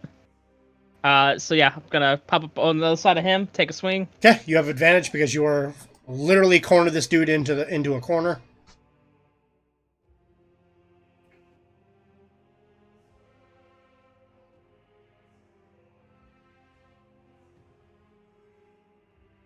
$26.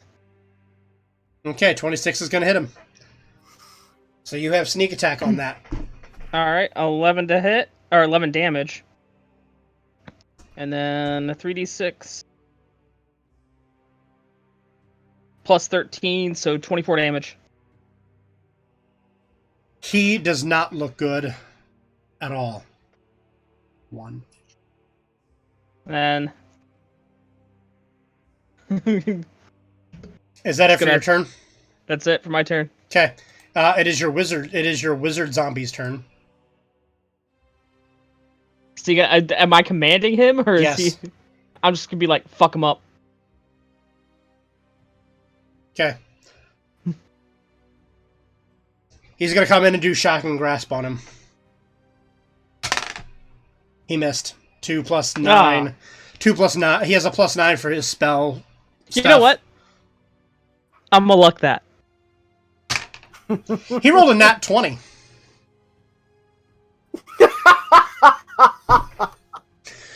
So the zombie, like, archmage comes shuffling up, stares the Chamberlain in the face, reaches out and grabs him by the head, and just starts, like, electrocuting his head. The dude's head starts to smoke. His face is... The flesh on his face has now been singed, and he crumples to the ground, slumped, dead. Because I'm not even going to roll damage, because he literally had 1 HP left. This dude just got crit with a shocking grasp to the face. Beautiful.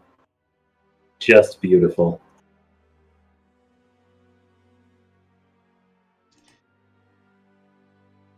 And combat is over. XP.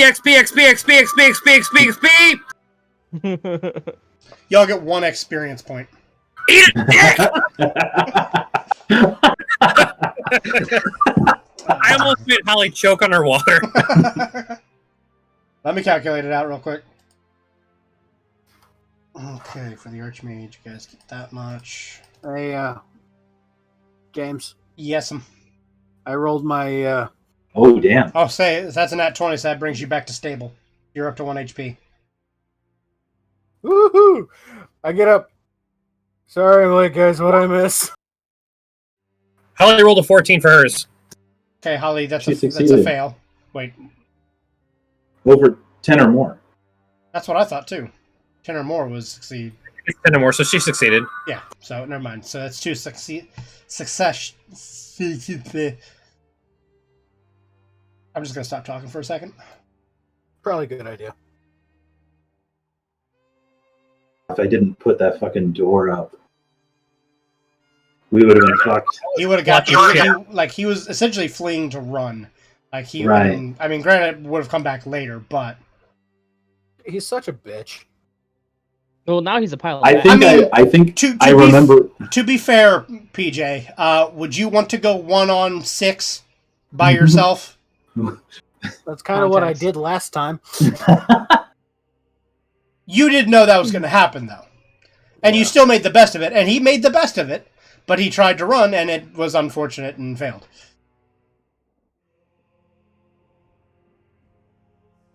Everybody gets 2,400 experience. Whoa! Because all you did was beat the Chamberlain and the Archmage. You did not beat Zaros. How much was that? 2,400. You have a true sight thing, right? Me and Yes, Yeah. but True Sight does not allow you to see into the ethereal plane. Oh, okay. Believe me, I know. I've been thinking about that. Been researching. Because the moment PJ asked me if he could command something to stand still for an hour, I'm like, okay. How the fuck would Zaros be able to get around being forced to be standing or stuck anywhere for an hour? We should have said silent and motionless. If he Like added a silent good child. if he added silent and motionless, that would have succeeded. No eye contact. Actually, he actually does have a, like, he yelled it out as more of a dramatic flair, but he does have a telekinetic, like, pathway to the horse. So he could have just thought it. Both ways, like every now and then will Strahd just be sitting there and go like, oh man, I could really go for some oats. To be fair, though, he is extremely pissed because he is still laying in a coffin with Scott making out with the doll. And Zaros, so pissed. Zaros Really is giving it literally to that laying puppet. there watching it. Hey, So if this Force lasts much damage longer, affects I'm gonna things in the grab the ethereal plane, Zaros correct? puppet and just have it like mimic just furiously masturbate. What was that, PJ? force damage affects things in the ethereal plane, correct? You know, I'm not 100% sure. I do know, I think Psychic, can affect this ethereal plane. Let me double check. Anybody got Mind Spike? No, but I've got spiritual weapon. That's That does force damage for a minute. Please tell me. No, force damage does not affect creatures on the ethereal plane. I just simply typed in, can force damage affect the ethereal plane? It says no. That Archmage spellbook that you had. Magic Missile, apparently in older editions, used to be able to hit things on the ethereal plane. Magic Missile cannot hit things on the ethereal plane anymore. That sucks. That Archmage spellbook that you had. So, to be fair, do any of you all even have Magic Missile? I don't think anybody has Magic Missile. No, I don't think so. Hey, you should probably mass heal. That's not a bad idea. Let's get everybody together before you mass heal. Everyone in case there's a minimum range.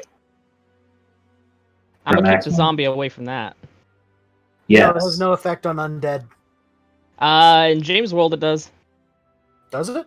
We'll go around a corner.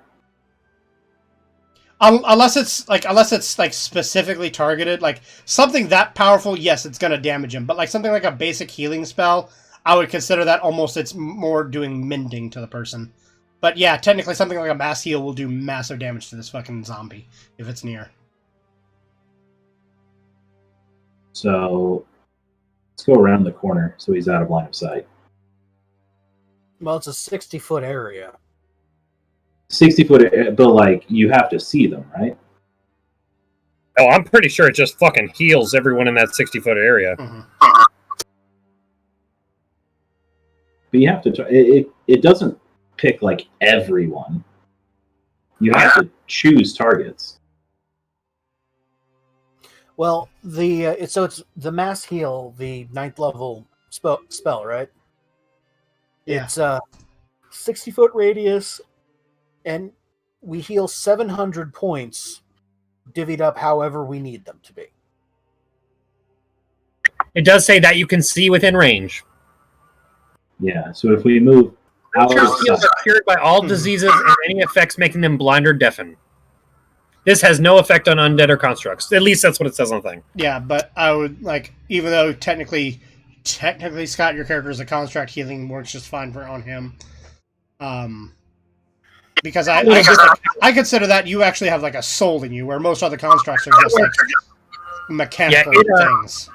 That's how the Warforged mechanics are anyway, because I can't be healed by mending. I can only be healed by healing like normal. Mm-hmm. But he can't see me technically. I mean, I really haven't lost any And you're health. in the coffin. Yeah, but it's within sight. James, you said you're going to play a sorcerer in mine, right? Yes. Yeah. Misrael, if you move right here.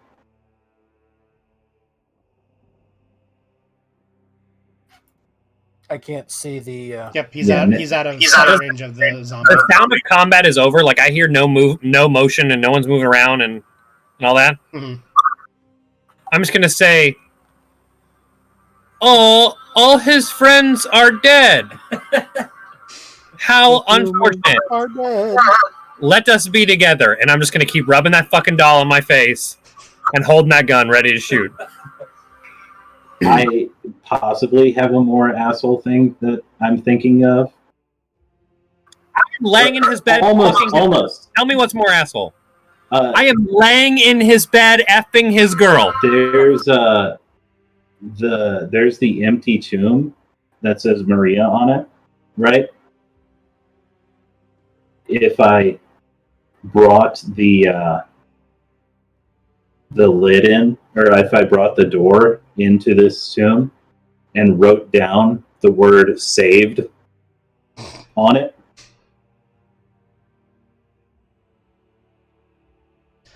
So combat lasted a whole about minute and a half, I'm going to say.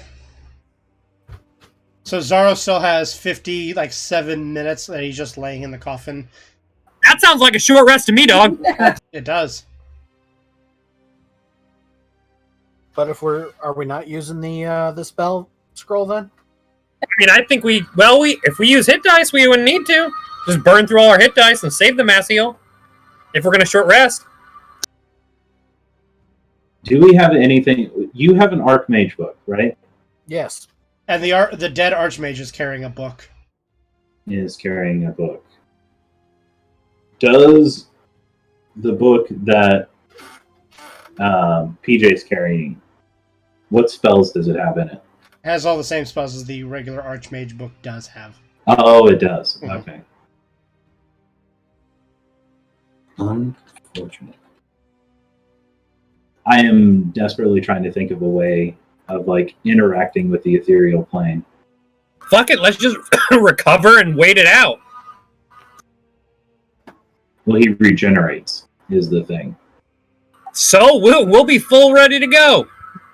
So That's if he's fair, in the too. ethereal plane, is he still being kept, like, if he's still in bright sunlight from the sun sword? No. That is not piercing into the ethereal plane. Okay. That'd be a super dick way, but I'm gonna specifically say it does not do that. Just for the So- fact I'm not gonna let Mark sit there and lay the sword in the coffin and let the sun fucking kill him, just like slowly kill him in the ethereal plane. Not letting that.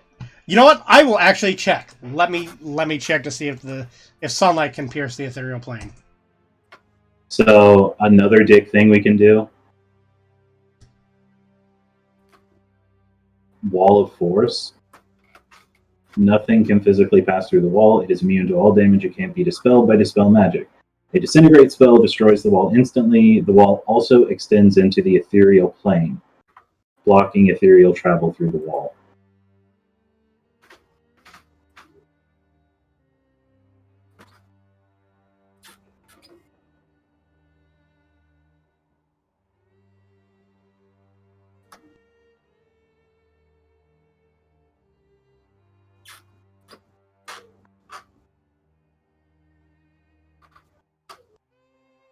That is a very good question. I'm going to look deeper into that.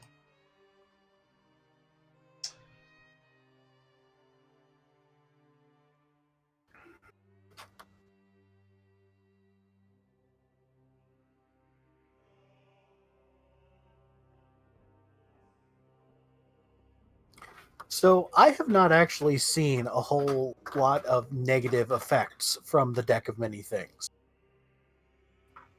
I mean, I guess you just don't see them as Sure. negatives, but like most of the black cards are in effect something. I mean, to be fair, technically, like the tyrant card that you used, depending on who, like if you use that on like a vengeful god and gave them a command, the moment they'd end it, you then would have the vengeful god pissed off at you. I mean, to be fair, you just used it on the person who already hates you anyway. So nothing major bad is gonna come from that because he's trying to kill you all anyway.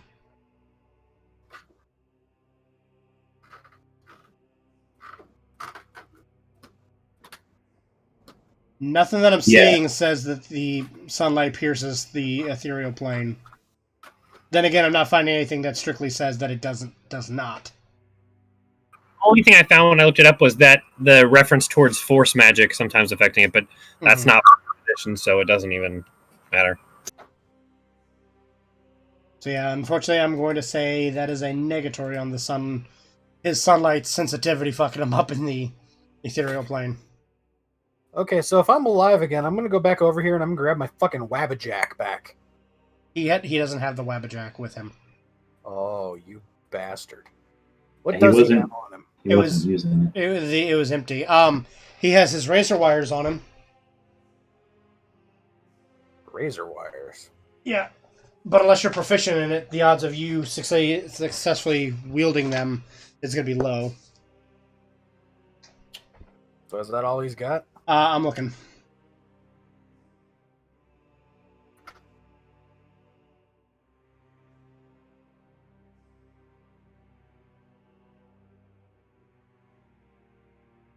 Alright, we gotta tear down a fucking castle to get my Wabbajack. He does have He does have a poison dagger on him. That'll be a yoink. Other than that, no, he was very minimalistic when it came to it. I mean, he's also wearing studded leather armor.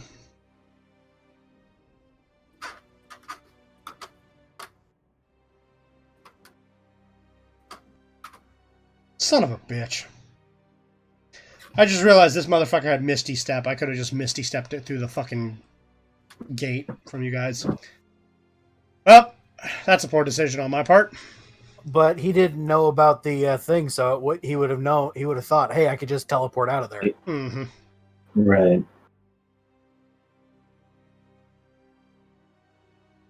I mean, to be fair, he was closer to the portcullis, so it would have been easier for him to run and teleport through that and get away than it would have been to run back across the room to that teleporter thing. But I figured that was Marcus his best bet. fucking winding boots, jumped through the portcullis and chased that bitch down like the bitch he was, bitch. Yeah. Although it was much harder for Marcus to be hitting this guy than vice versa. And he was getting the bucket. This was on it. Oh my, There's another right there.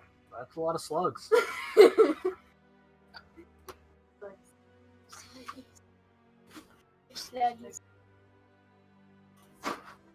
My kids just brought down a bucket of slugs to show me. Yum! Oh, that's fun. Assert your dominance by eating them. No. Hell yeah, they're all over that bucket. What should we do with them all? My guess, knock them off into the grass. Leave them alone. They're not hurting anything. Yeah. I mean, unless you want to grow up and be serial killers, you can, cover them in salt. That's always demented. Throw them into the coop. They belong to the chickens now. Did I tell you guys that I had to have one of my chickens put down a couple weeks ago? Yeah, I'm sorry. I missed that part. Yeah, we were talking about that. It's sad. Yeah, it was the one that we had to take into. She was real sick. She had like something growing inside of her. Mm. It caused her kidneys to fail. We had to put her down. Maybe it was the slugs. It should be payback. Feed them to the chickens now. James, how connected am I to my wife? I mean, I don't know. Do you guys talk? Don't look at me like that, Holly. How connected am I to? No, the one he actually. I mean, I'm gonna tell you this. Sorry, that's mean. She is essentially a genie. She knows, like, she herself has like her own telepathic link to you, knowing where you are at any point and if you are in danger. I'm gonna call out and say, Rosalind, please. Wasn't Rosalind in the tower with the stone fight? Yeah, with Adele, Yeah, they were in the bump and tower. You just hear a disembodied voice. Get it yourself. I'm the greatest good you're ever gonna get. Does anything happen? 1 second. You don't talk to her like that.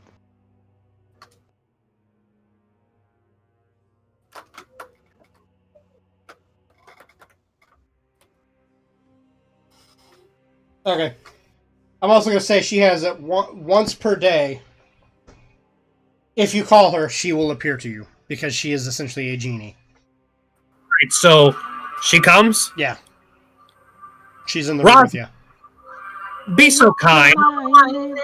It's like a little down on my Let us end this school. take you down. And I'm gonna have her cast planar shift and transport 8 of us to the ethereal plane. Yeah. What? What? Son of a bitch. What? Okay.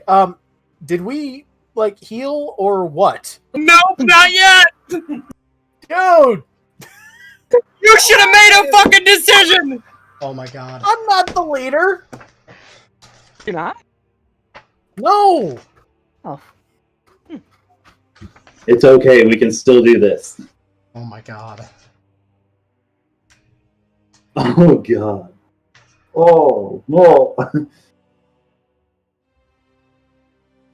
right, fuck it. I'm casting. Don't worry, James. This is what Matt Mercer feels like.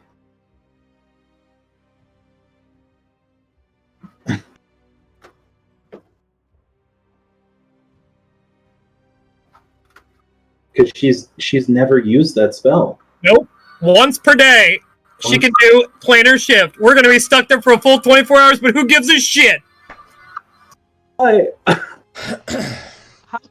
can he leave the ethereal plane? Probably. We gotta fucking kill him before that happens. We gotta kill the horse first. Okay. God. It says that everyone has to be linked holding hands to teleport into the. Then I will gladly. If she comes, Now, I will get out of the coffin. You have a roll. Just roll a d20. Roll anything.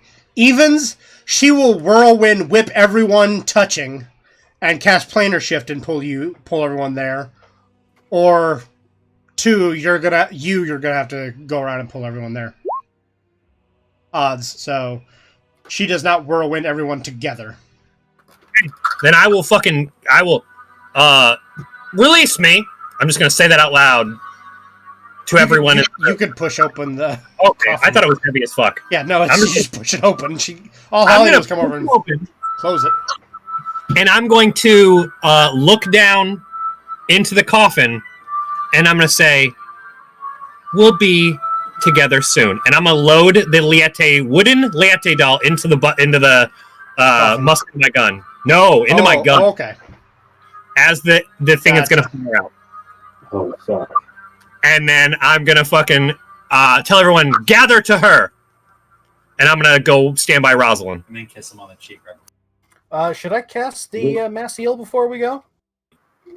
Do it now. Do it now? That's what he said. Bunny bread. All right. Okay, you guys have 700 HP to divvy up between you all. I only need 68. I'm sure you all have enough. There's only 6 of you. I don't think any of you have over 100 HP, do you? Mark does. How much HP over 100 do you have, Mark? 2. I only needed 68. Yeah, see, so technically you all could just drop 100 HP on everyone and everyone's back to full health. Okay, everybody's back to full health. You gonna bring the mage with us? Fucking Rosalind. Move 8 people. Yeah, bring the mage. Maybe he can pass binding on the son of a bitch so he can't go anywhere else. You have to command it. I mean, can I get a spell list or something? You can go to your compendium and look up bestiary and just look up Archmage. Or just Archmage. Just Google 5e Archmage and their spell list and that's what they have. It's literally just it's on in their the monster block. Yeah. It's in their stat block. Sweet. So yeah, literally you have an Archmage at your control, only he has the strength of a zombie. So let me go ahead and so the only thing that's going to be different about him is his HP. So let me tell you what his HP is. 1. 1. Isn't it 99? It's not going to be the same that what he's. Oh yeah. He has his spells, but he's a zombo. Mm-hmm. Hey, when he gets back, have him cast Wall of Force around us so the fucking horse can't get to us. The horse can travel through in and out of the ethereal plane, so it can get past that via. Wall of Force goes through the. Does it? Ethereal. Yeah. Interesting. I read the description. It blocks even in the ethereal plane. Interesting. That would stop you. You mass healed. The horse. Call your fucking zombie over here, and that'll make 8 people. So yeah, and I'm gonna justify that I know what the hell he's doing because I've had an Archmage's spell book for the last several sessions. I'm just thumbing through it as we go.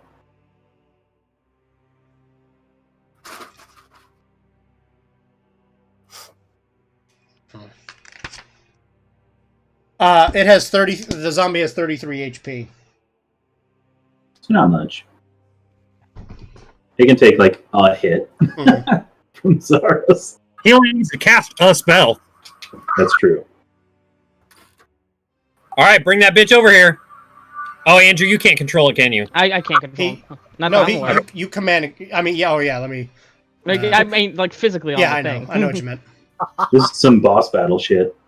It's we're traveling to another plane to finish the fight. Oh God, yes, Rosalind. I'm gonna give her a big kiss. You can control it now, Andrew. The zombie. I'm just going to rub my metal face on hers and then have her cast a spell when everyone's gathered together.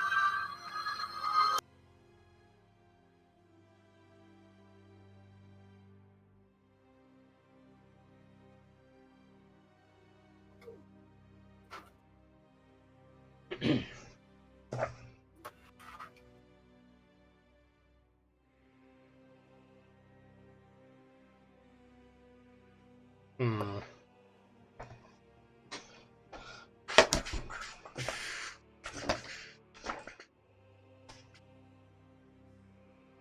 No problem.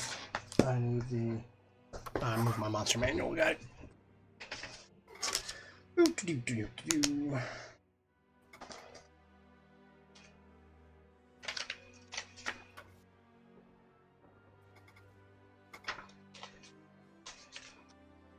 When we get there, if we're still doing any sort of turn order, Holly, you should totally just break off one of the arrowheads of your arrow so that it's a wooden stake. Hey, let's all stand around the coffin because he's in there. That way, if the horse comes barreling at us before we can get the this wall of force off, so we're just like through all of in us. a circle around where Zaros was. Mm-hmm. Which I think was where Quick Calf was? Technically, it could be either one of these because it covers these 4 spaces where Rosalind, where Scott, PJ, Holly, and Rosalind's token are. Like the coffin is evenly divided between those 4 squares.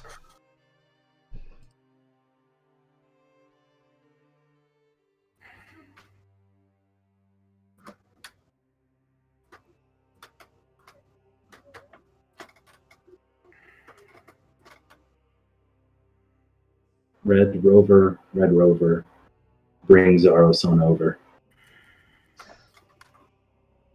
Rosalind tells you all to hold on tight. She casts planar shift. You all are in the ethereal plane. You look at the so everything's just kind of dulled and grayed to you now, but you still see Zaros, like you're still technically in Zaros' castle. And you look into the coffin, and he's nowhere to be found.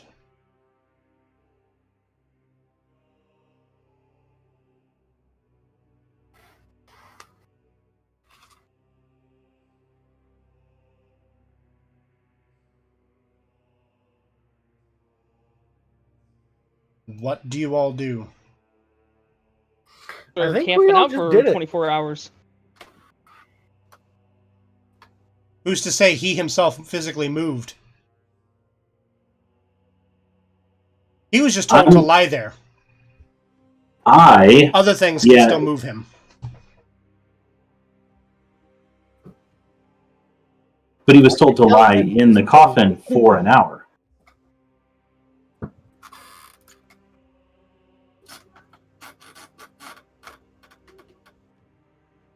I did specify where he needed to stay. True.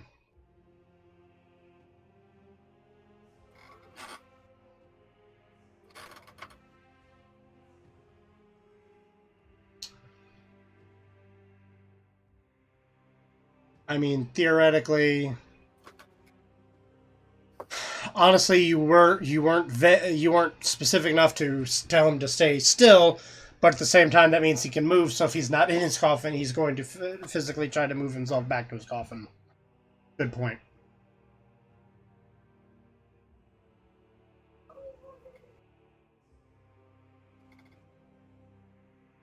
Hmm.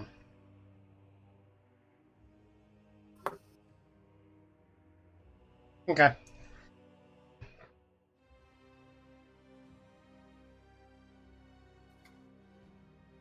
I'm gonna technically you have me lawyered there. To be fair, you specifically weren't vague enough to say that he couldn't move while laying in the coffin, that he just had to lay in the coffin for 1 hour. Mm-hmm. And until that hour passes, if he is removed from the coffin, he himself will try to move himself back to the coffin.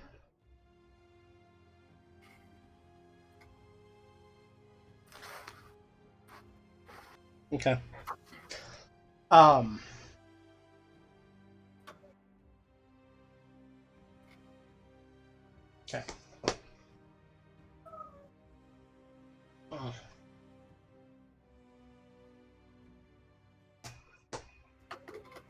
Okay.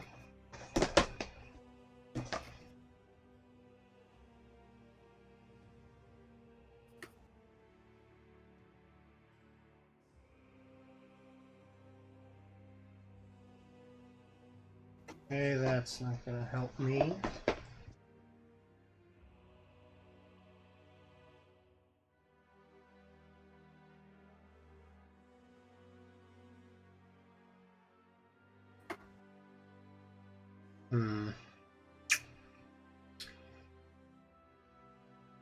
Okay, so that means I'm just moving that boss fight to here instead of this other room. That's fine. So you all appear. Retract that. He is still laying in his coffin. As you do so, there is another person. I don't have a token for this, so again, I'm just gonna... Hey, use Dornaz. I don't want to use him. This is not what it is. When you guys see it dropped, this is not what it is. A mind flare? It is not a mind flare. But I mean, it is a mind flare. Yes, the token is, but it is not a mind flare. You guys all appear in the room. You all are surrounded by Zaros lying in his coffin. And there is a person standing at the other end of the room. Just watching you all. Do we recognize this creature or know what it is or anything like that? Everybody roll me in perception. It's true sight. Even with true sight, I still need perception. Hey. Rolled a 14. Rolled a 21. Sorry, I rolled a 16. Okay. Those with 16 or above. The person standing there is a woman dressed in very fine, regal, very regal clothing. Her facial structure looks a lot like Zaros's. Oh shit, it's his mom. Mommy Zaros. The person speaks. She says, "I didn't expect you all to make it here. No matter. Before you can deal with my son, you must deal with me." Like every girl I've ever dated. Gotta get to the mom first.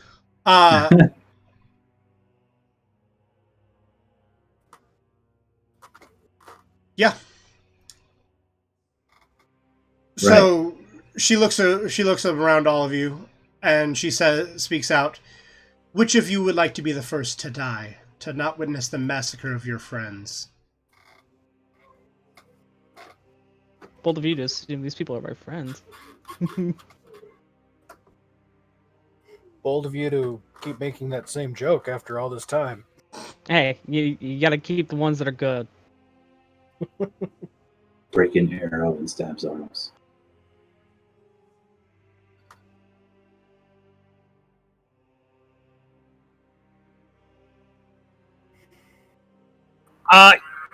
Is anyone going to raise their hand? No. Is anyone stepping up? No. As long as it doesn't interfere with your plans, I Marcus raises. Marcus raises his hand.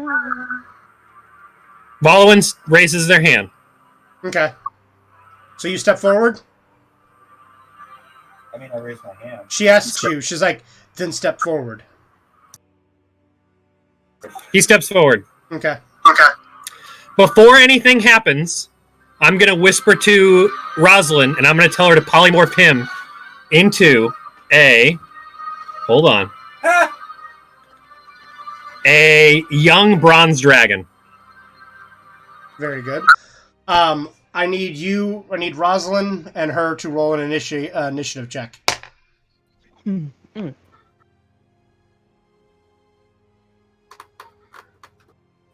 What is her?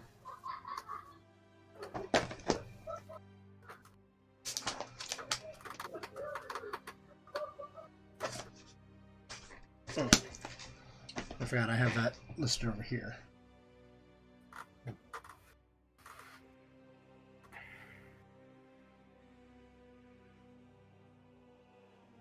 Is she alive or is she undead? Or do we know? You don't know. I mean, technically, history has told you that she technically is dead. And I'm going to say with your, like, you're smart enough, PJ, to where you would remember this. Your character has the intelligence for it as well.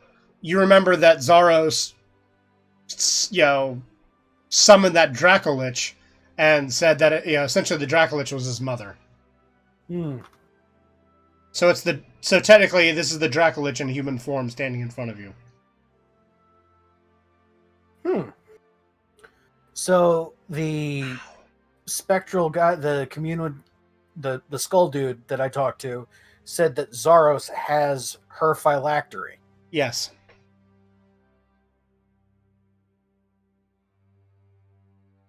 So we need somebody to 1v1 her until we can find the phylactery, kill him, and crush that.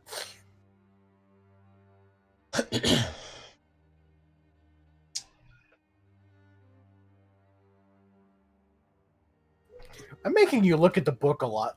You are.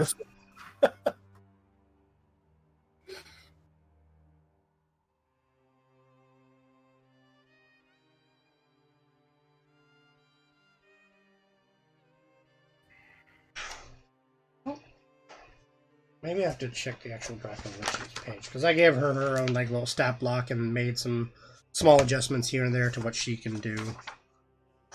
But the actual Dracolich,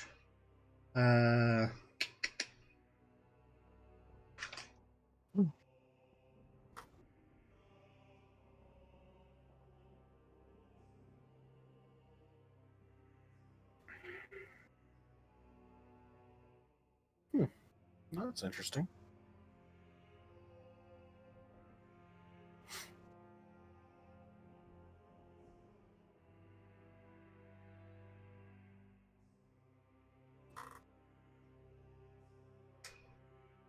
Okay. Anyway, that does happen. I rolled a whopping 8. Mm-hmm. She, believe it or not, amazingly does not have a plus to her dexterity. Don't know how, but she rolled 19, so she is going to go first. Her action that happens before that, she casts her one and only 9th level spell, Power Word Kill. You do not have more than 100 HP, do you, Marcus? Marcus, you died. Then do I not use polymorph? Like, does it not? Because it does. It's not. If she goes first, then there's no reason for her to cast it on. Exactly. So you do not cast polymorph. I mean, that's up to you if you want. As she activates it first, and you hear her, like you know the words of what she casts, and like that she got it off before you can whisper and make the command to Rosalind. Hey, I will hold off then on her casting it. Could I use my deck of many things to rewind the last 10 seconds and make everybody reroll initiative? You could make them reroll their initiatives. Would that be a thing that I would be worth doing, guys? Yes. I mean, it'd be a good chance. I mean, she just tried to power word killed Marcus. Yeah, she would straight up kill a player. Yeah, that'd be a bad idea.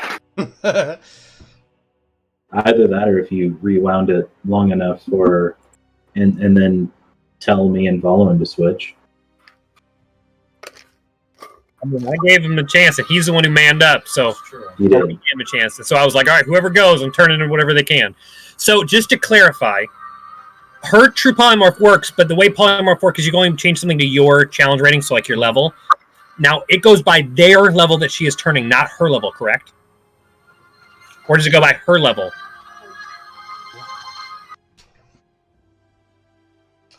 she, like, unless you're doing it, like, wish power level, no, she can only do it whatever challenge rating would be his level. Because she's just changing that creature. That's the young dragon. Then I kind of figured it would be his, so that's what I would have made him. But hers is a little higher, so I was just checking to see.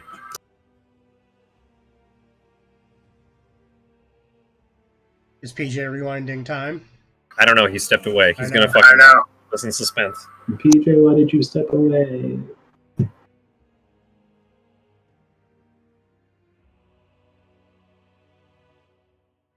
Oh, this is suspenseful.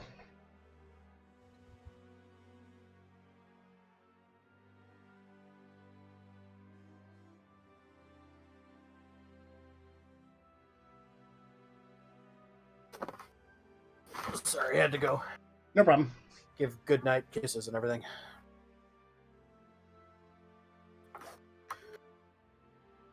So did me re-rolling initiative help?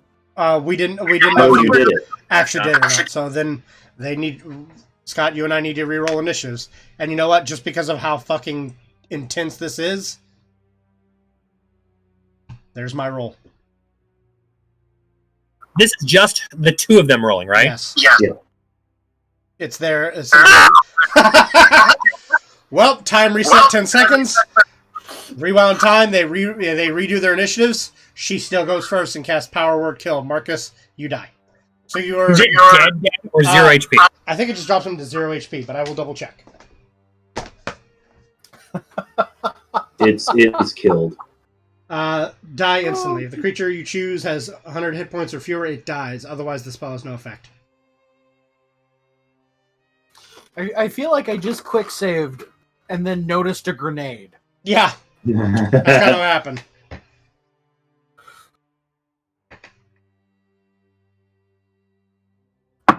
Yeah, none of you guys have a way to revive anybody, do you? Oh, I do. You do? Yeah, Okay. Raw sexual energy. Because that was determining whether or not if you could revive someone. If not, like I was just gonna say, it drops him to 0 HP. But so I mean, if you got the means in which to bring him back, Marcus, you did die. I've got Revivify. Okay. Don't you have you have to get there in like a minute? Yeah, something like that. Yeah. Okay. So yeah, Marcus, you are dead. She turns back to you all and says, she turns back to the rest of you all and it's like, do any of you wish to go as smoothly as your friend? I draw the sun sword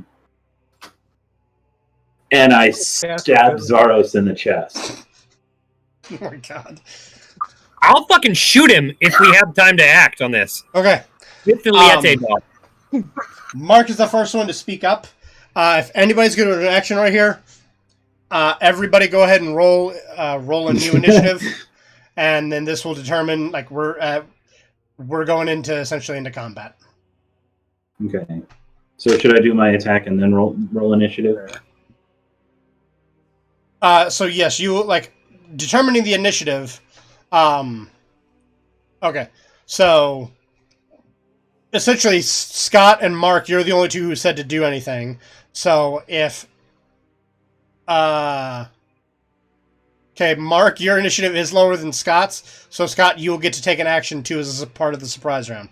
But so just Mark and Scott. Cast Revivify. Just Mark and Scott, because they both wanted to Mark said he wanted to do a command, so I forced everybody to roll initiative at that point. Scott beat him. He was the only other one that said he immediately wanted to do an action.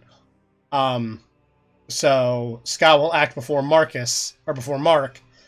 And then we go into the initiative order. But first, PJ, what did you get for initiative? I didn't. I'm having trouble getting No problem. I will run to Holly's first. Holly rolled Oh, I forgot to select my token. 0.21.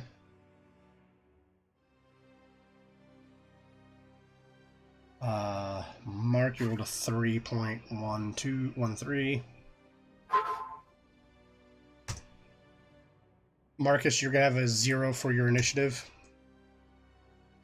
because you're dead. Okay, so 10.16 for EJ. Holly was 12. 1. Marcus 2.13. No, Marcus 3.13.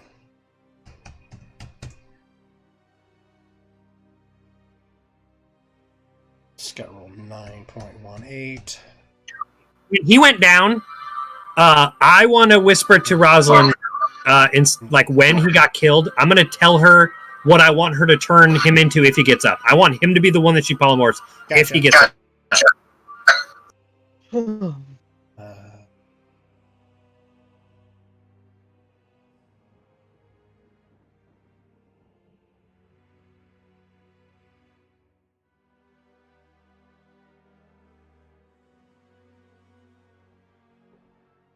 Okay, I'm going to move Holly down here real quick, just so we can stick Zaros in the middle of everybody. Add a turn for Zaros. Need to roll Zaros' initiative. Oh, shit. Actually, he's just going to be at the end of the initiative order because of fucking the fact that he is... You know, he still gets an initiative, so... That's cool.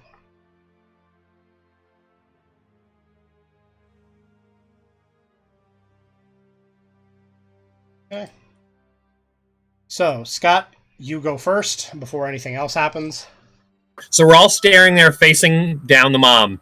And I'm just going to lower my barrel right into the casket where Zaros is with the fucking doll in the barrel and try to shoot him right in the fucking chest with it. Okay. Roll me to hit roll with advantage because you're firing it right in his face. Roll twice because I can't do advantage because my gun's not on the thing.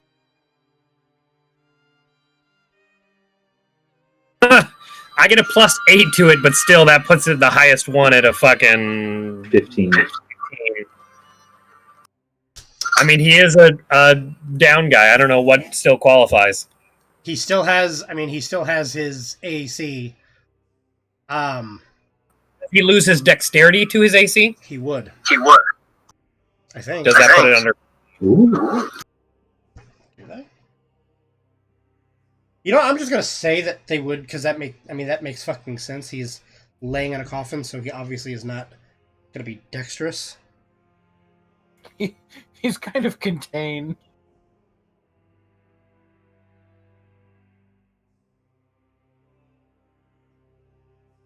I mean, it doesn't say that he has...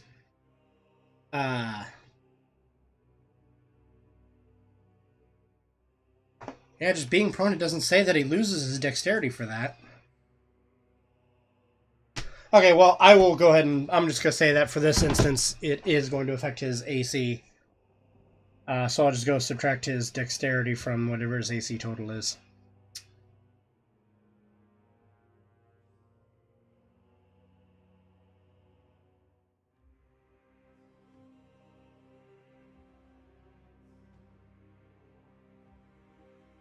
Okay, sorry. Okay, there's his armor class. Minus his dexterity, which is 4, so...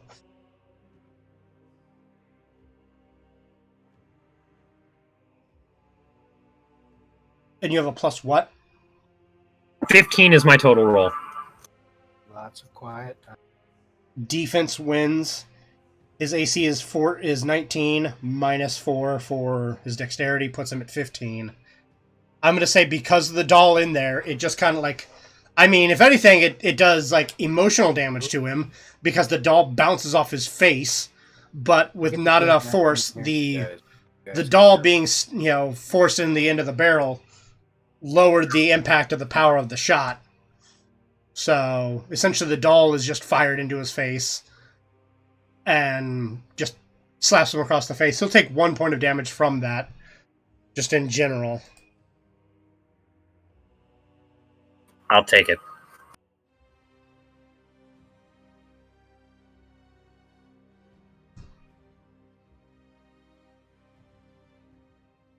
Okay.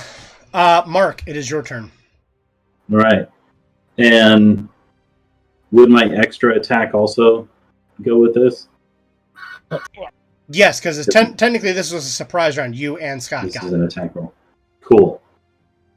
So 23 and 22. Those are both going to hit him. James, has it been an hour since the last session in-game? No. I have magic weapon on, which gives me +1 to attack and damage on my rifle. That's the only thing that's making it magic. Oh shit, that's right. When did you cast that? Oh, you cast it in the fight against the angel. Yeah, The last angel session. fight. So it's got to be. It only lasts for 1 hour. It definitely has not been a full hour, so that is a +1. I'll let you We'll do go your back. thing. Oh, I'm like, come on, there's got to be something. You That's what I'm blast. thinking. Roll me the damage for it. Oh, fuck up. Point blank. Point blank. I mean, it's right in his face. 4d12 4d12 plus 4. Here we go. So 48 damage. Look at those. 11, 12, 10, 11. Something finally like... Fuck. Okay. To give you guys a recap of how much damage you guys did to Zaros before the Holy nightmare fuck. before the nightmare pulled him away. You guys had did 153 damage to him. Wait, +1. +1 I took that away because I'm just saying because you've got your shot off now. Yeah, because you So I took took a that hit. one. I mean, I get +1. Magic weapon gives me a 1 to Oh, attack so- and 1 to damage. Oh, okay. So So, it'd be 49. it'd be 49, right? Okay. He was at 153 plus 49. That takes him to a total of he has taken 202 damage.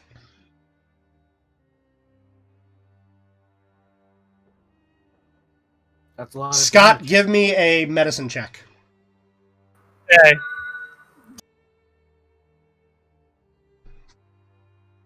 Sorry, Mark, if this robs you of the glory. I'm sorry. It's okay. I will accept it. Okay. Adding 1 hour medicine check. Grow over here. I mean, I guess in turn it doesn't really matter. Sunlight. Zaros screams out in agony, and he starts to dissipate into like smoke.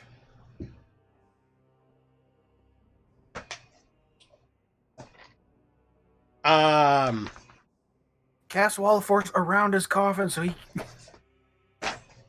But it'd have to be Can't yet. Andrew. It would have to be Andrew's turn. Ooh, Sun Sword keeps him from reforming as when he's in mist form, doesn't it? It keeps him from changing. Yeah. Is that the hypersensitivity thing? Sunlight in general stops him from being able to change. Oh.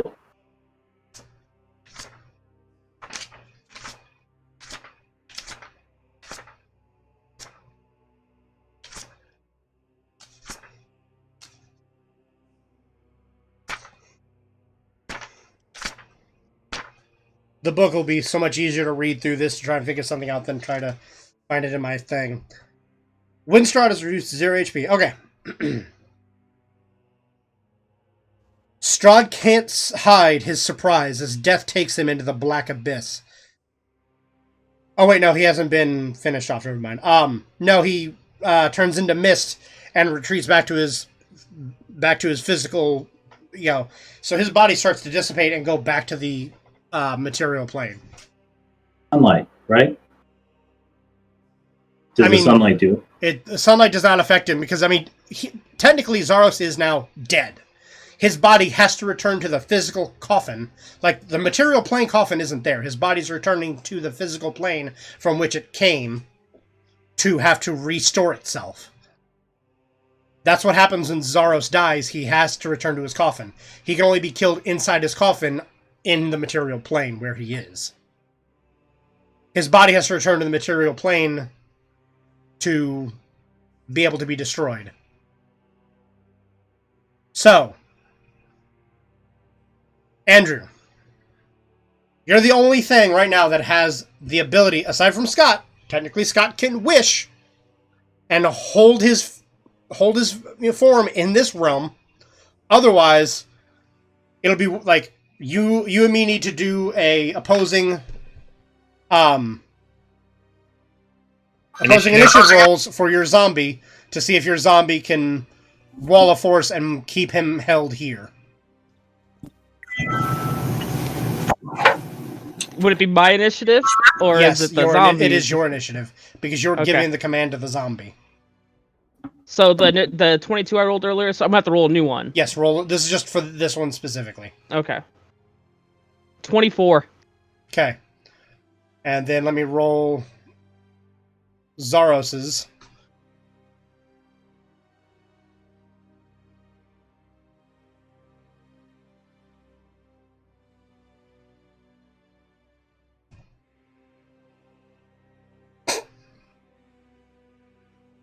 That's a 6.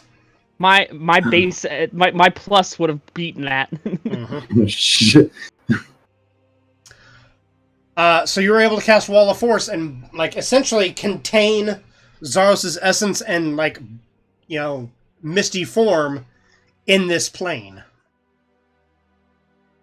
Yeah. The fuck we do now? How long does Wall of Force last? I think an hour. I haven't pulled up over here. Or is it like... actually, I think it's only like 10 minutes, maybe? It's one action to cast it. Duration is up to 10 minutes. So you have 10 minutes before Zaros' body will dissipate. Guess we better kill his fucking mom. All right. Hey, could I make like a some sort of check to see if I would remember any special lore about vampires? I mean, depending on what you're wanting to know. Specifically when they try to misty escape. Mm-hmm. If they can't revert back to if they're in like bright sunlight from like say Mark's Sunsword, could he actually, if he can't change into mist because he's in the sun? I'm kind of wondering if I could check to see if I could tell Mark to draw his sword.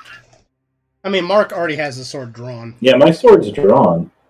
We know he can has to change. get out at all times. This isn't him changing into mist. This is his essence leaving. Mm-hmm.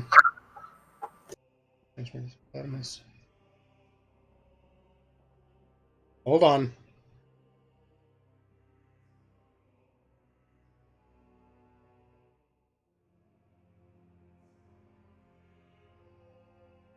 When Misty Escape, when a vampire drops to 0 HP outside its resting place, the vampire transforms into a cloud of mist, as in the Shape Changer trait, instead of falling unconscious, provided that it isn't in sunlight or running water. It's in sunlight. If it can't transform, it is destroyed. Holy fuck! Double team, Mark. High five. I shot him. You boxed him. Pa! Strahd can't hide his surprise as death takes him into the black abyss. Surprise turns to rage, and the pillar stone of Ravenloft trembles with fury, shaking dust from the ceiling of the vampire's tomb. The shudders abate as Strahd's burning hatred melts away, replaced at last with relief. The dark orbs of his eyes wither and sink into his skull as his corpse deteriorates before you. In a matter of moments, only bones, dust, and noble garb remain. Zaros von Tempest, the Dark Lord of Mavolia, is dead and gone.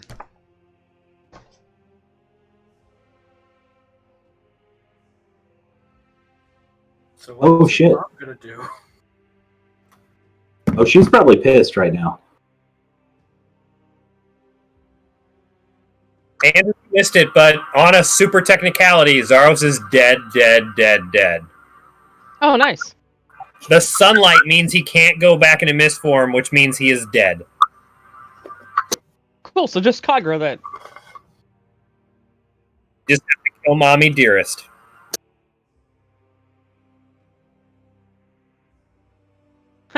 Well, then how the turns have tabled. Wiki.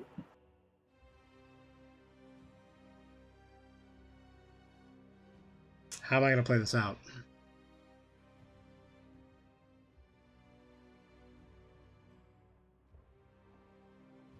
Because the mob does not have the power or the sway to revive Zaros. She's about to have the powers of Ash if she don't shut the fuck up and die. Dude, I heard what we did to that skull. Let's see what your ass knows about flying. Hey, what's the XP for Zaros? Do we get that, or are we still technically in combat? You're still technically in combat. It's still technically Because the mom is still standing right behind you. She also Oh, did yeah. kill the If oh my gosh, if Zaros died Also, we from should that, track down that abbot when this is done. if Zaros, he's You guys dead. killed the Deva. He was the angel. Oh, he was the Deva, angel? yeah. Oh, I Yeah, thought he but left the angel for us. No, he and, was the angel. Okay, I thought he took off. I'm like, No, we'll see him later. He was an angel, and you killed him. I'm gonna burn that abbey to the ground. I mean, all that's left there now are the weird, disturbing, the flesh golem and the weird mongrel folk are the only things left there. Doing them a favor in that situation. I met them. They seemed like they kind of wanted to die. So he died before I attacked. Yes. Can those? And I'm still in shock trying to figure out what I'm doing at this point. Right. I'm sure. PJ, do you revive? If there's a large, technically we're still in combat, so Andrew, it is your turn. Didn't All I right. No, I'm sorry, surprise- Mark. You still have a surprise round. If What- there's like a large clump holding up from the clothes, aka potentially her phylactery. You do not. I mean, I need you to give me a investigation search to search the coffin. Would I have time to do an investigation? I mean, that's your choice for your turn. Yes, I will sacrifice my attack to do. It's not advantage. It's Okay. 7. You fumble. You're fumbling around. You're not able. You don't seem to be able to find it. Like you're not Okay. sure if you're grabbing it up in clumps of clothes and move as you're moving around trying to find it, but you do not find it. Right. Fair. It is Zaros' turn. Oh wait, Zaros is dead. It's Zaros'. Oh, I'm sorry, I skipped Andrew. Andrew, it is your turn.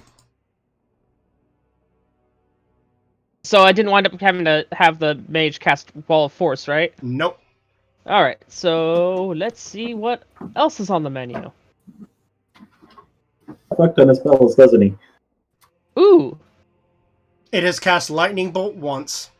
It has cast Teleport once. Stop. It has cast its time stop. Yeah, cast his knife level. And everything else has just been the cantrip Shocking How Grasp. does everyone feel about banishment?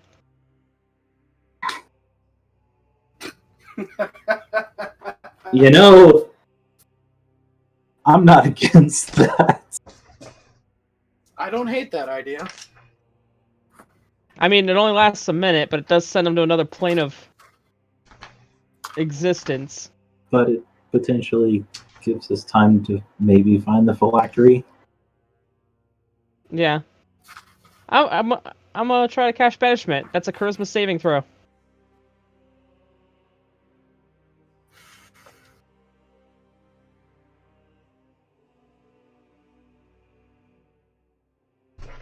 Okay. Let me look up what her charisma is, which is going to be extremely hard. Although I think that's one of her plus things. Is her charisma? I think is one of her good things. I think I'm not 100% sure. Let me double check. It's not as good as your charisma. Oh, if you are. But then again, it's also going by the Archmage's charisma, Yeah. which Zombo. is what? Not. Oh, it great. doesn't matter. It's a DC of 17 to beat. Um,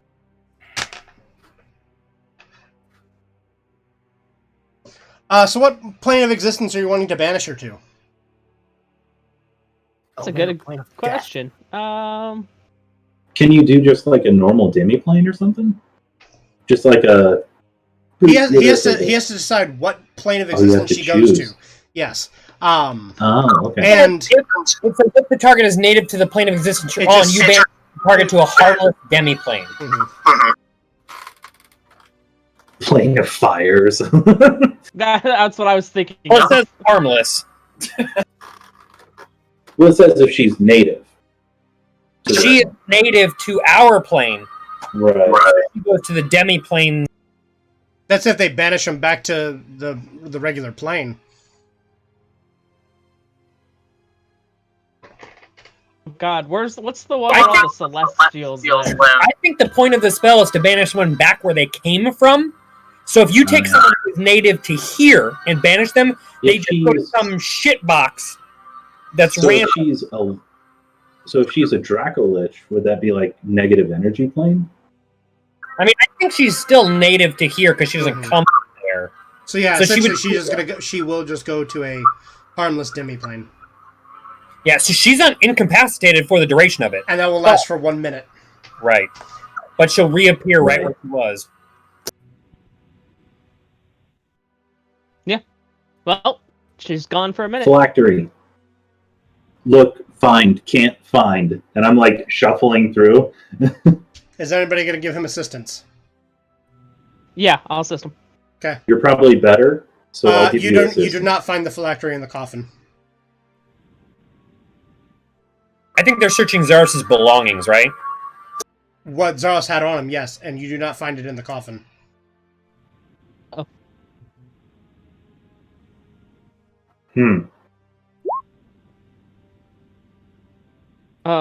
Whose phylactery is it? says he cast Revivify.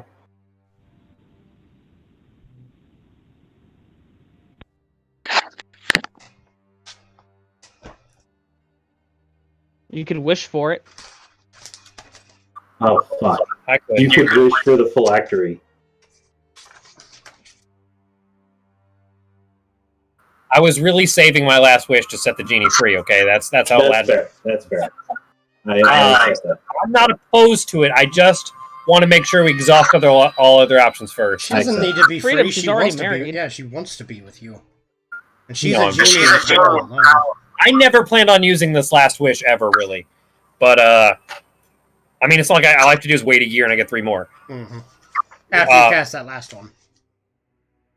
Yeah, you can make it doesn't start recharging until you use all 3 wishes.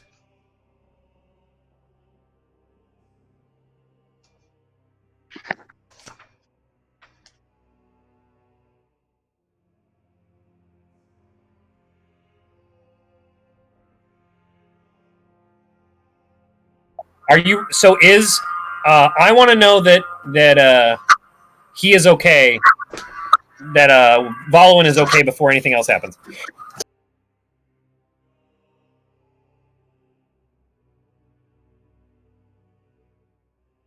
Well, I cast Revivify on him. I just want to make sure James, I don't know, lets it happen. It happens. All right. Rosalind's first action is... One Marcus is alive again. Okay. Marcus, I need you to roll me a D100. You're dead again. He's probably going to have a fucking insanity. Indefinite madness. Ooh. You now have the indefinite madness of I keep whatever I find. That's not so much different than what he already fucking is.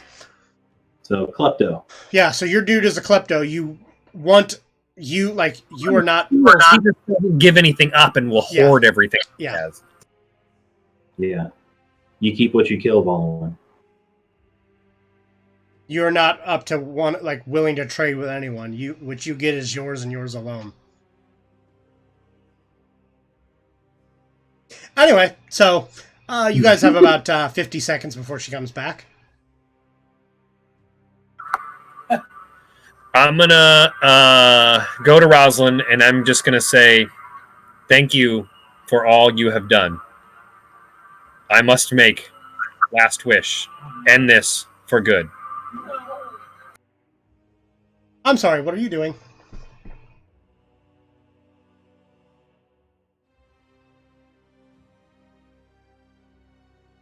I'm just waiting. I just wanted to say that for a minute, but I couldn't. I'm talking to Rosalind. Get out of here, GM. This is a private conversation. I turn and half her responses.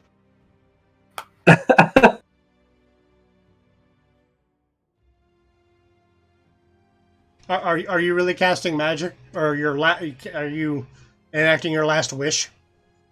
Because I kind of need to know what the effect is to determine whether or how to make it resolve. I wish to have her phylactery to destroy it once and for all.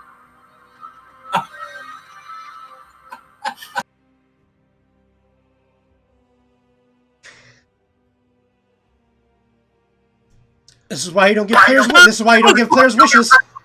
I'm so sorry, James. I love you so much. In your hands is a bright red glowing ruby. Hey, load it into your gun and shoot it at the wall.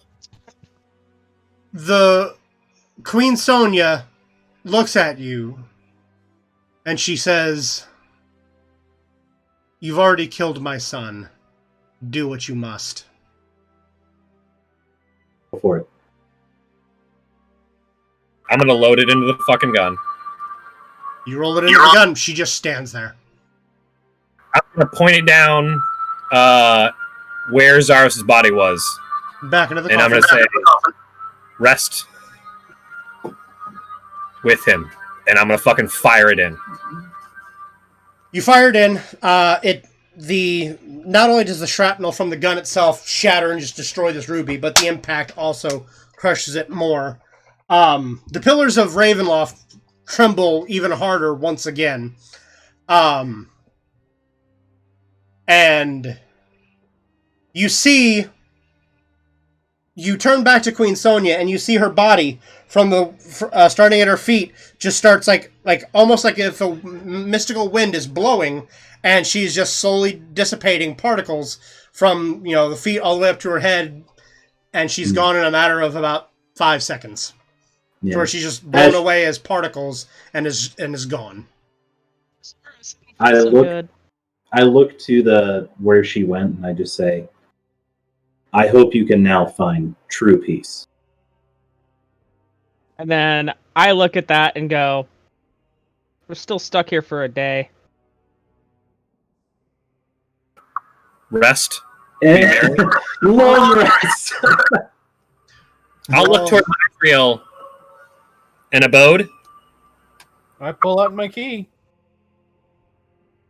So guys, did we do it? You killed Zaros, you killed his mom, you killed his Chamberlain, and you have his zombie archmage as a pet. How long does that last? Until the zombie dies.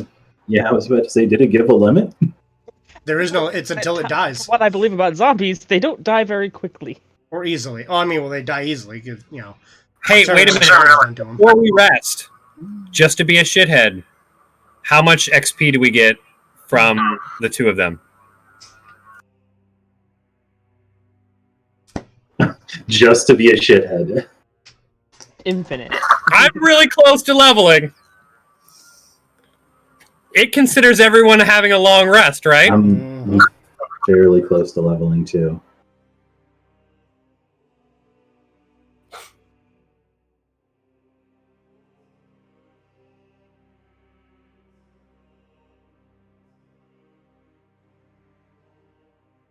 Oh, I love you all so much. I know, this was fucking great. Oh. I got blue balls on the whole Zaros fight, though. I think we all did to some degree. We basically nickel and dimed him and then fucking chased him to his But to be bitch hole. fair, it was the trip here is what made this amazing. The whole fucking thing was great. Maybe the boss fight was the friends we made along the way. Well, I did, Everyone teabag receives an angel. 5,200 experience. Motherfucking level up!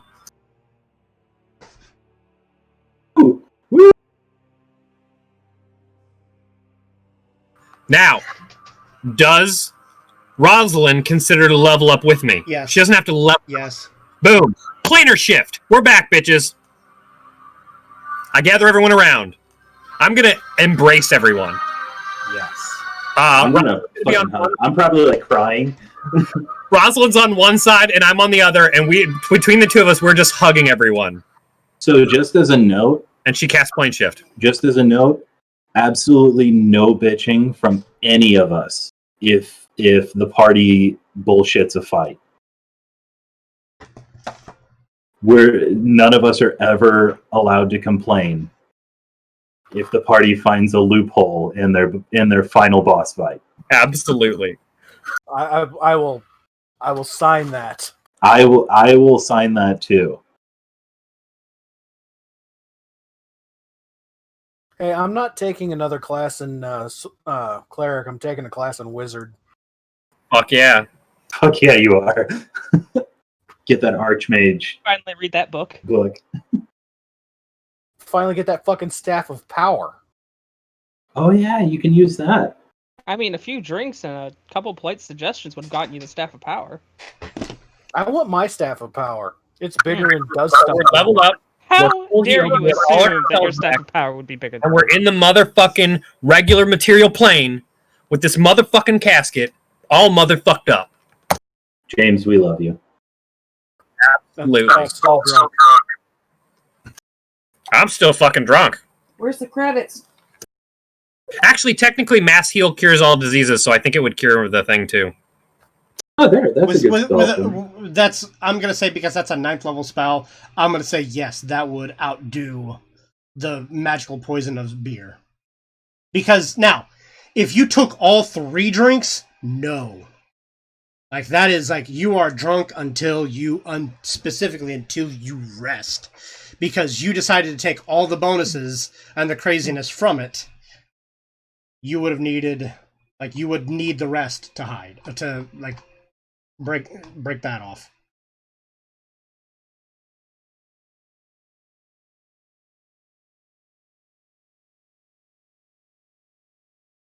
Well, where do we go now?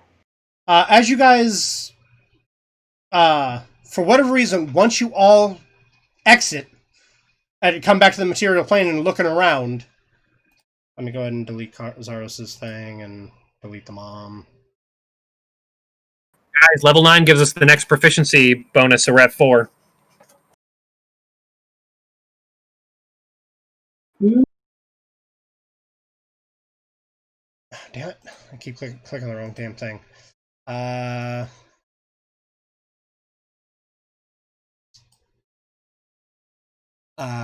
think it is here. Yeah, it says here. Okay. For whatever reason, you all are drawn, like something is drawing you to this.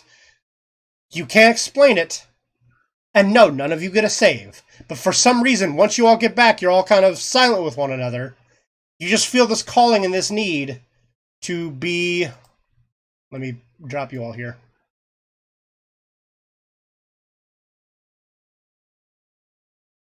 To come to this map. Everybody go ahead and throw your tokens on the map for me. Cast them. Throw them around over here. Put them around here. Well, I've already got a token on here. Yeah, your guys' tokens were on the roof there, so move all your tokens over to here. Oh, is that the balcony? Yes, it's a balcony. Or called Drakenloft's Overlook. Oh, okay. Because that's the opposite side of the entrance? Yes. Because the gate is back on the other side. Oh, there's the gate. Yeah.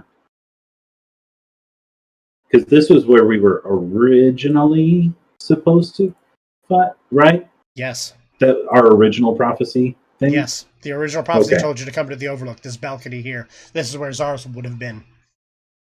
This is where Zaros was when Scott came here, that by himself on his reconnaissance mission.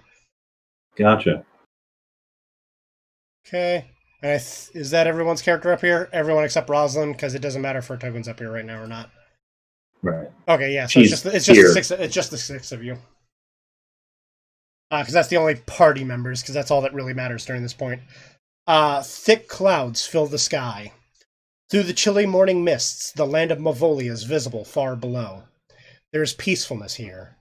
Rest has come to the valley for the first time anyone can remember. A light flashes behind you. Wheeling around, you see a stately man, a being of flesh and blood, in shining armor and a flapping cape. His countenance shows great strength of will, yet the forcefulness of his presence is tempered by calm, sad eyes. His features are those of Zaros, yet subtly different. Standing next to him is Liete.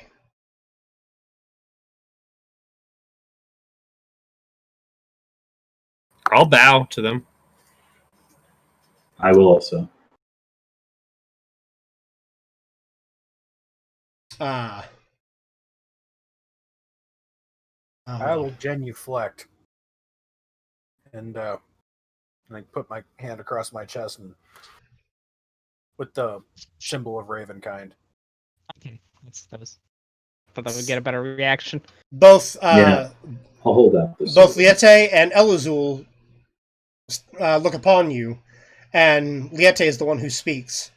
She says, "Though these many centuries we have played out the tragedy of our lives, now with our deepest gratitude to you, that tragedy is over. It is time for joy to begin again."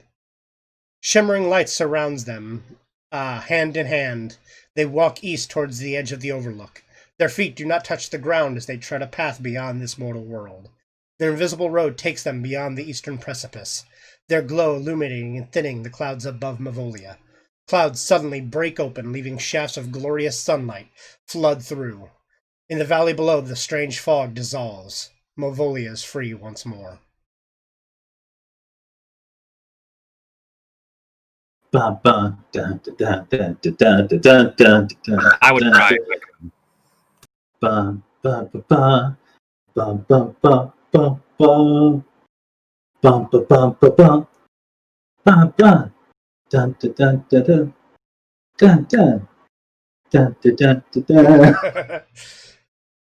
Did you finally get what I was doing? Yeah. Oh, come on. It's fucking awesome.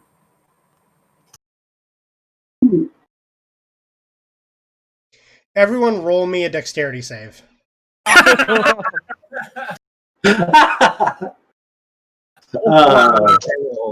You know what? I'm okay with it. Let's go. Let's go. I want my last roll to be a nat 1. Damn it. Actually rolled pretty decently on that one. I may have still failed.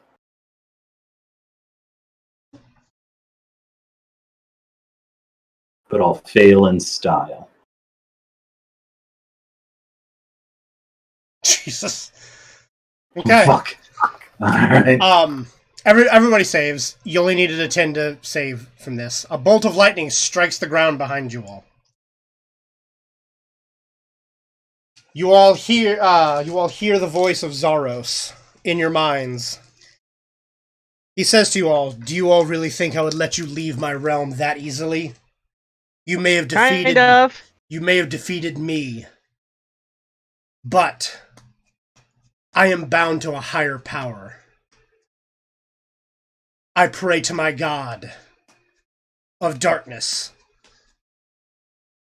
to resurrect me, bring me back to this land."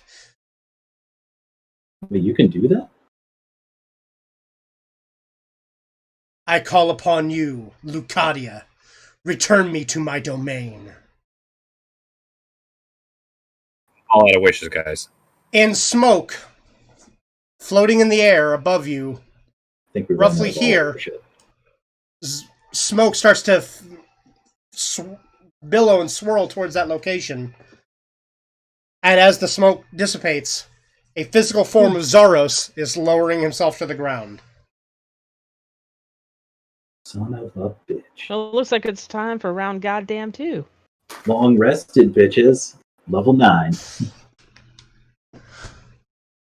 With my last request, Lucadia, I ask you, destroy these worms. Behind him, a large portal whips into existence.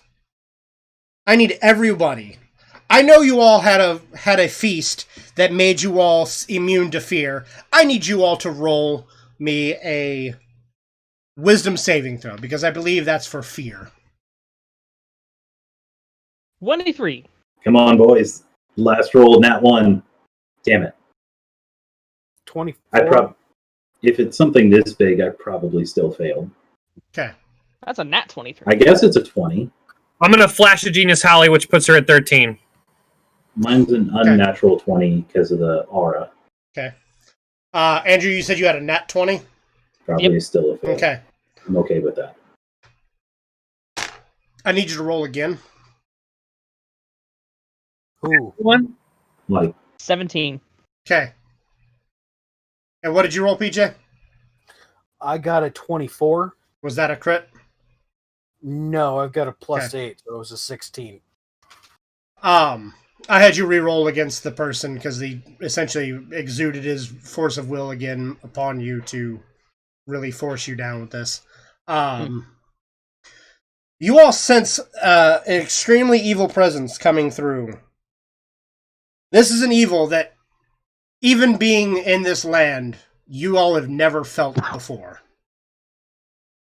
Like, this is almost godly level of just, like, terror and horror coming through this portal. you said he was a dark god, right? Yes.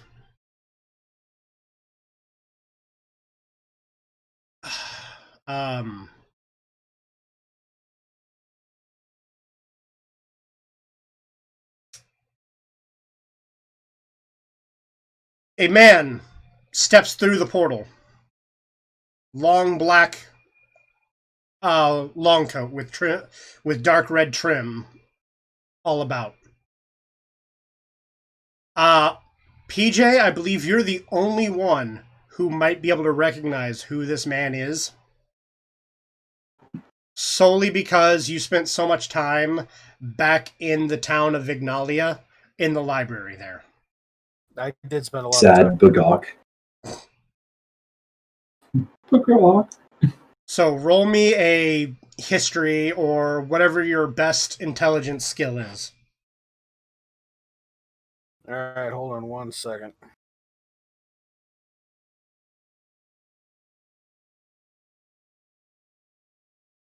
History or what? Or whatever your best intelligence score is.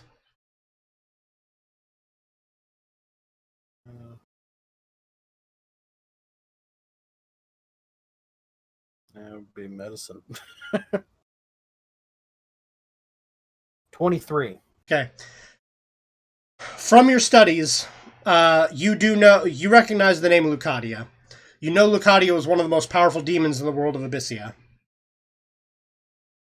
But you also know the town of Vignalia is one of the only few places, there's only 2 places in the world of Abyssia that have this knowledge, that has this information in books in their place. Vignalia is one of them. You know that Lucadia is dead. Lucadia was destroyed. Not 100% sure who or what killed him, but you do know that this power would be on that level of power of that creature. But you also recognize who this man is. You've seen him. There's a statue of him dedicated to this man back in the town of Vignalia. A man by the name of Veror Dramora. Veror Dramora. Okay. You essentially in your mind put 2 and 2 together that whatever killed this Lucadia, you feel that this was the man who did it, and this is the man who has the dark powers that is essentially the reincarnation or the replacement of Lucadia.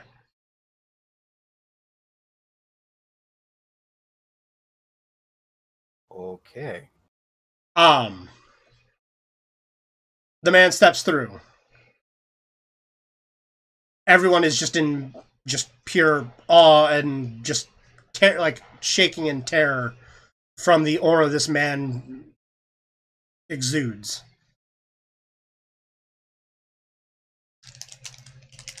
Zaros turns to him, falls to his knees, and begs him, please, rid this land of these foul creatures. The man that you know as Veror looks down at him and says, why? What do you have to give? Zaro says, or he continues like, your soul and entire essence belongs to me as it is. You do not get to will me, wish me, command upon me. My will is my own. He grabs Zaros by the head, and Zaros is like screams out as like black energy just like starts leaking out of every pore of him and just kind of explodes. Oh, fuck. He turns to you all.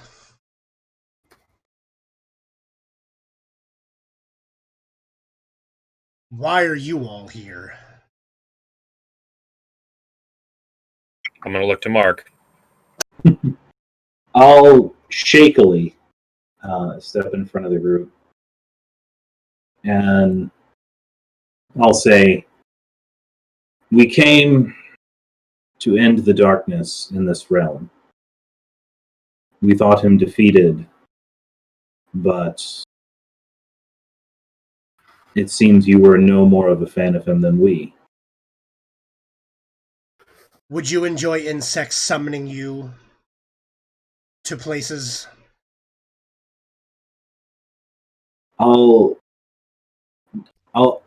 It's a nod, but it's not a nod and understand. It's a nod and understanding. Mm-hmm. It's not a nod and like, oh, well, yes, I would do. It's like, I can understand the frustration. The man looks at you all and then calmly turns around and looks around the castle in front of him. And then his head snaps, looking kind of like straight back this direction of the castle. I was zoomed in. Essentially just like kind of right here, like essentially like to the heart, like his head snaps to the what would be the main floor of this castle, snaps in attention, looking straight ahead towards like the heart of the castle.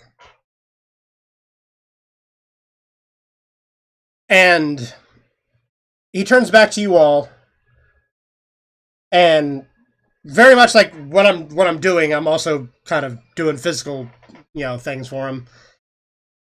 Grabs the bridge of his nose and looks extremely displeased. And says, "You all will wait here for a few moments. Someone wishes to speak with you." Oh, jeez. Two large double doors right here burst open, and you hear clapping come walking out. Walking out leading a group of ragtag adventurers that you all recognize as Veritinu, as Zutao, and as Yuane. Leading them is Steve Perry. Honestly, if we would have gotten out of this without Steve Perry showing up, I would have been very disappointed.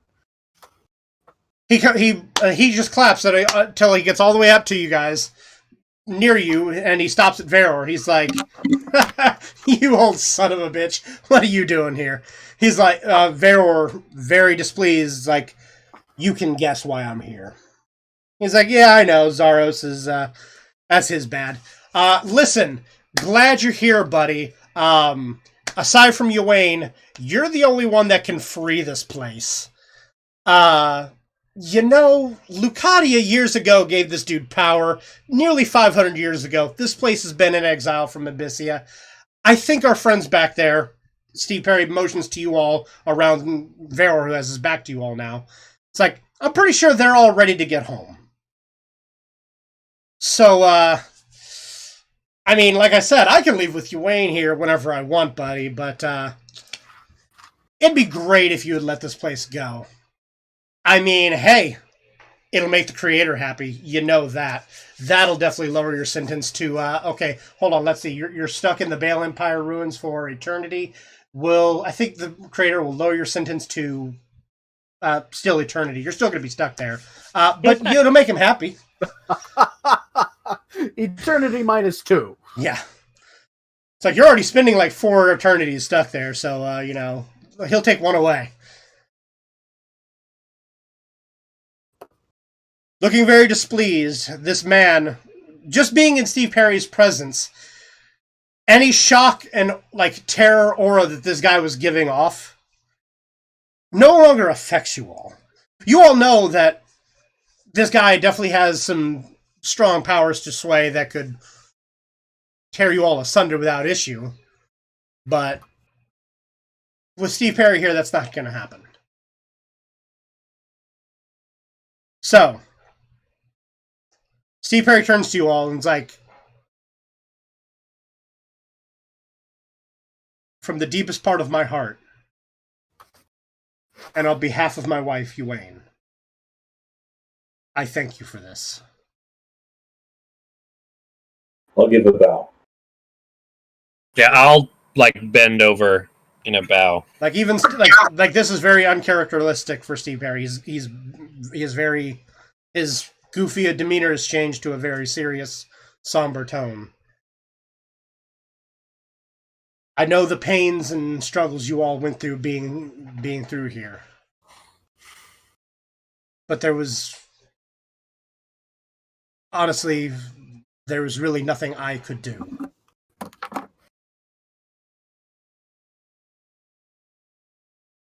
Just know that when we get back to Abyssia,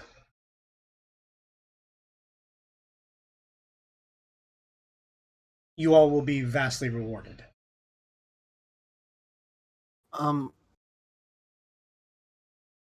Don't we still have to report back to the princess to let her know that we got the gypsies out of the way? Oh, yeah.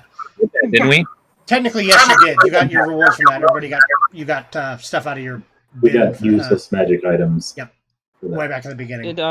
Did we ever find that werewolf? No. There, wolf. Yeah. Steve Perry continues. He says, if you mention about the princess, it's like, oh, yeah. Yeah, the only reason you guys were there, I sent out those invitations to that dinner party. I wanted to see if you guys actually had the scruff to do what needed to be done.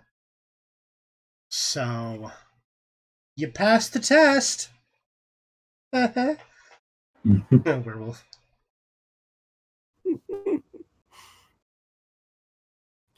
So it would be safe to assume that Steve Perry knew that I was Drow the entire time. Oh, yeah. Like, to be fair, Steve, you can essentially view Steve Perry as, he is the human embodiment of the god of my world. He is the mortal embodiment of it.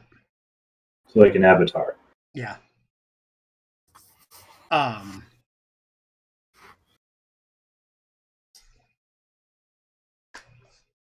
You all have freed this land of a great evil. And should you all ever return to wish to return to this place,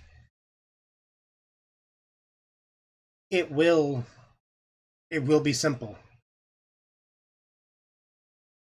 Steve Perry motions over to Veror. He's like, what he is doing is remerging this land, removing it from the demiplane in which it sits, and bringing it back to Abyssia. At one point, this entire land used to reside within the Kantos forest.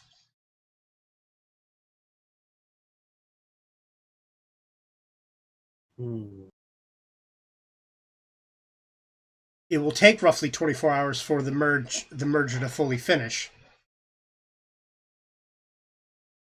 So for that, feel free to explore these lands as you see fit.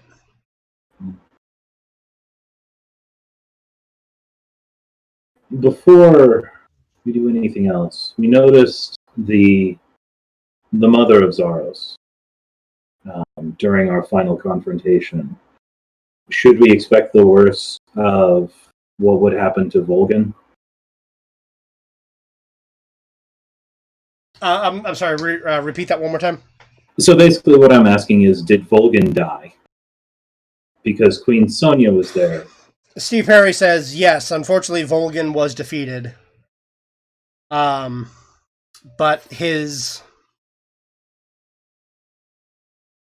the men of his order avenged his death. They were able to strike down Queen Sonia. Unfortunately, Zaros was nearby. And the way Dracoliches work, when the physical body of a Dracolich is destroyed, its body is returned to its gem-like phylactery. When that gem comes into contact with another corpse of another dragon, it is able to take control of that corpse. So, essentially, you all have gotten rid of Volgan in a sense as well. I see.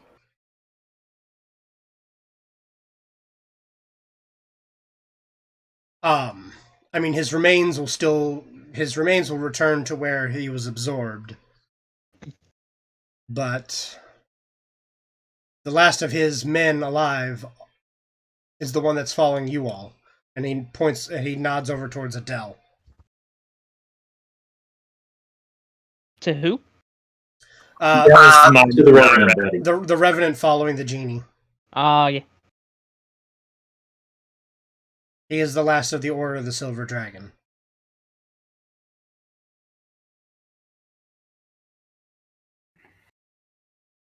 I'll nod, and I'll look over to Undisim as I'm saying, I wish him well. And when he is ready, I wish him rest. I'll just nod. Though, in all actuality, player question, isn't by Revenant, like once his task is done, he goes away? Yes. So he would be absolved whenever Zaros is dead. Mm-hmm. Just think about it, because Revenant, by like literal their thing, is they function until their task is complete. They're vengeful or cursed existences.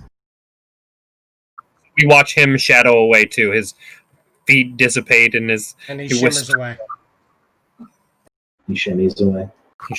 Shimmy, shimmy, shimmy to the break of dawn. Yeah.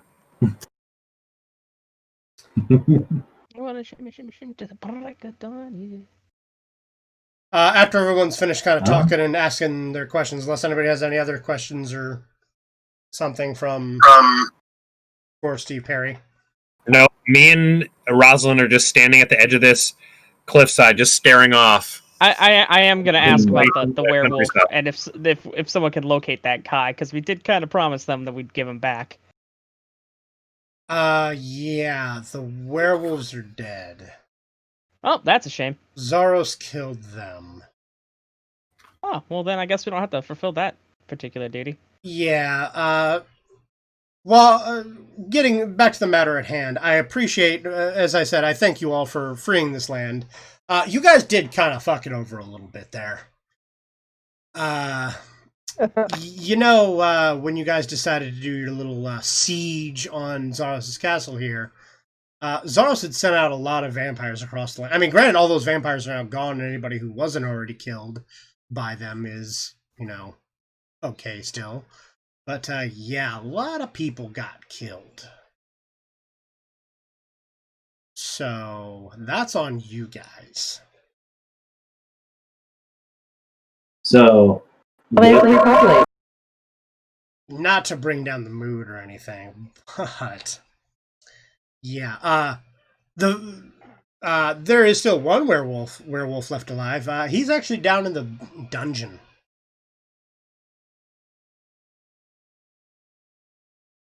We should get him. Hey, Myzriel, how many 4th level spell slots do you have? This is a peculiar question in the middle of this epic debate on what's going to happen to this world. No, Raised Dead is 5th level. That's right. 3. I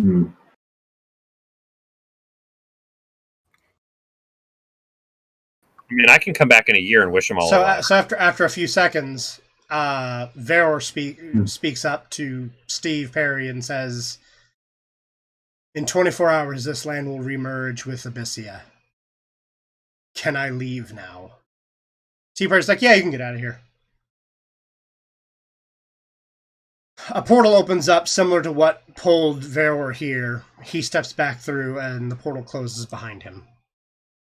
Steve Perry turns back to the rest of you. So, it's up to you guys. You guys could chill around here for 24 hours, explore the land of Mavolia now without a creepy, evil fog that will kill you, and sunlight, or I got another task that you all might be able to help with. How he's saying that makes it sound super trustworthy. Well, let's put it this way. There's a lot of riches and rewards in it for you. Fuck, I'm down. Go on. I'm going to take that as a yes for everybody else in the party since somebody else packed up after your party leader said yay. Well, I said go on, but I know, and that's pretty much you. That's yes. That's all Steve Perry wanted to hear. Very good. So, when you guys get back to Abyssia, I need you to go to the port town of Freya. No? Wait. He's already left. He's on his way. Never mind. I need you guys to hop on the first boat. Oh, I mean, I guess you still have to technically go to... Well, no, I guess that town's closer. Either way, hop on the nearest boat and take it to the port town of Athos. Or is that the continent? I can't remember. Either way, go to the continent of Astra is the continent. It only has one port town. Go to the continent of Astra and meet up with a friend of mine named Godo Stone. He's a blacksmith. We have word that he might have found one of the most powerful forges in Abyssia.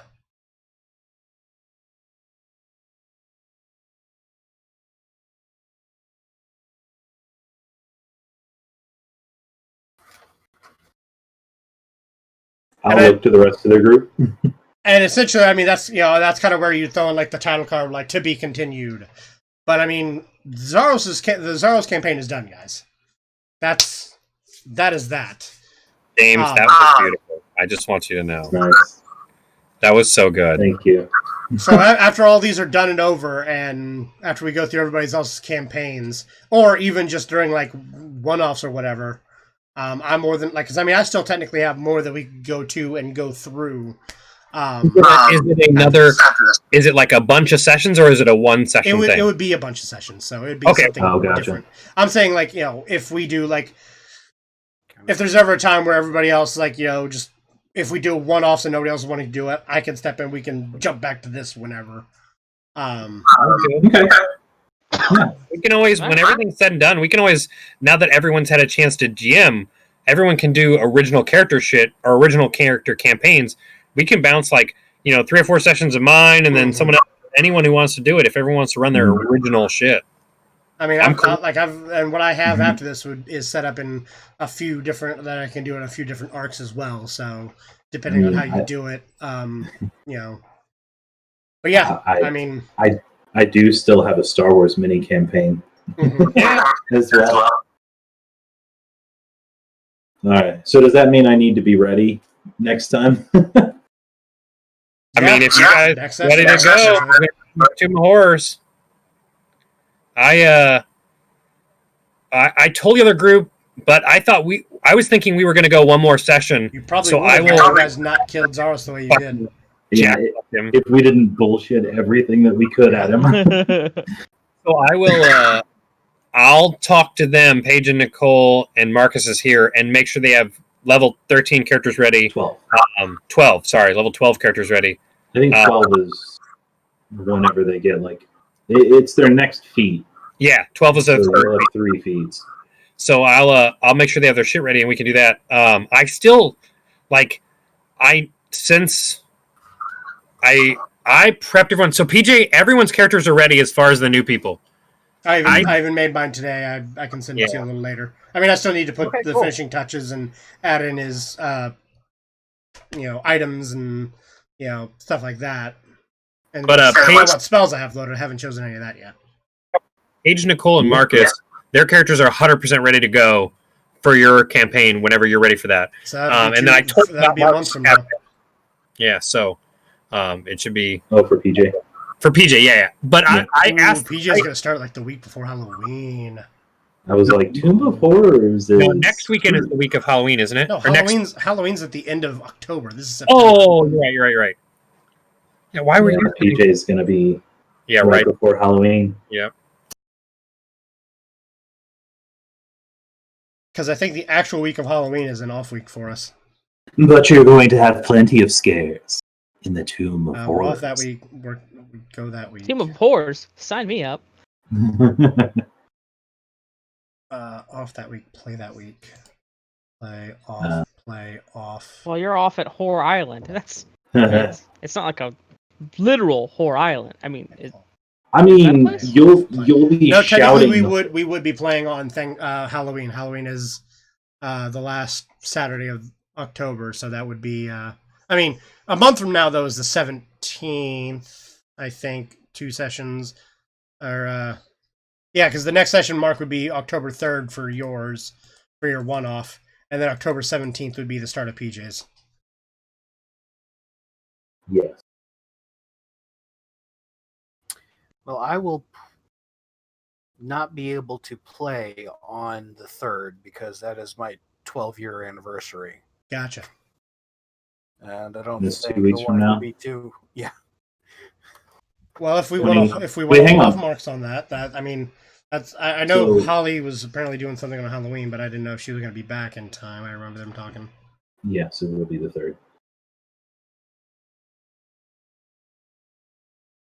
If we want to hold off, that's okay.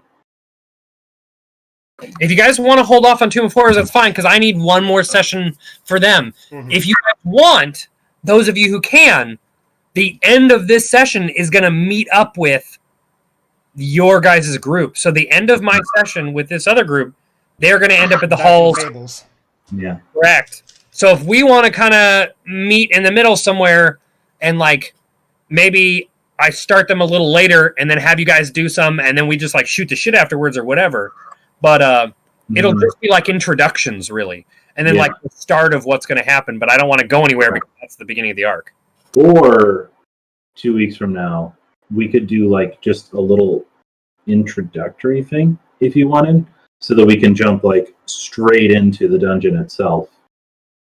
Because I have just a very real quick, let me go ahead and this is what I had read for the actual ending of this game, of the campaign here, but I wasn't gonna because technically if I did this, it would have been forcing a few extra just random sessions of you guys doing random bullshit, so I didn't do that. But I technically wrote it out here.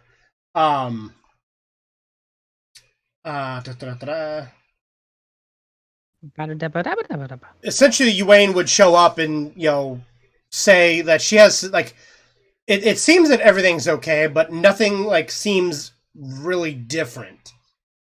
Yuane's suspicion is half right. The destruction of Zaros did release a grip of evil that plagued the land of Mavolia, but an even greater evil power descends upon Mavolia in the days following Zaros' defeat. If the characters do stay behind for a few days of rest and tying up loose ends, they receive a message delivered to them by a hooded half-elf. The messenger says very little, if at all. The message is a written note that requests the presence of the characters to return to Castle Drakenloft to speak to a mysterious unnamed individual. Unbeknownst to the characters, the individual who has requested their appearance is Veror Dramora, the manipulator of the Abyss. Veror, nearly a century ago, killed a demon named Lucadia. This Lucadia was the dark god to which Zaros made a pact with centuries ago, turning him into a vampire. With Lucadia dead, Veror took Lucadia's power and position, becoming the new god and dark master of Zaros.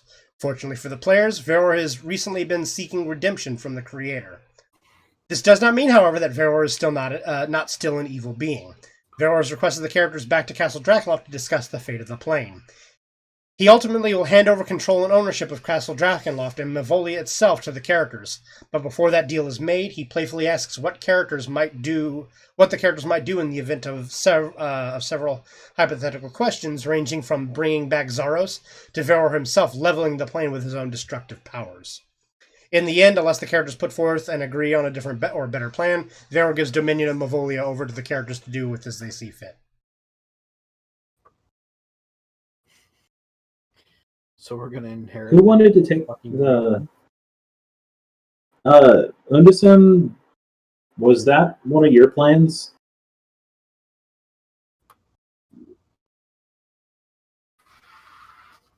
Was that one of your plans, Scott? Was to take the castle?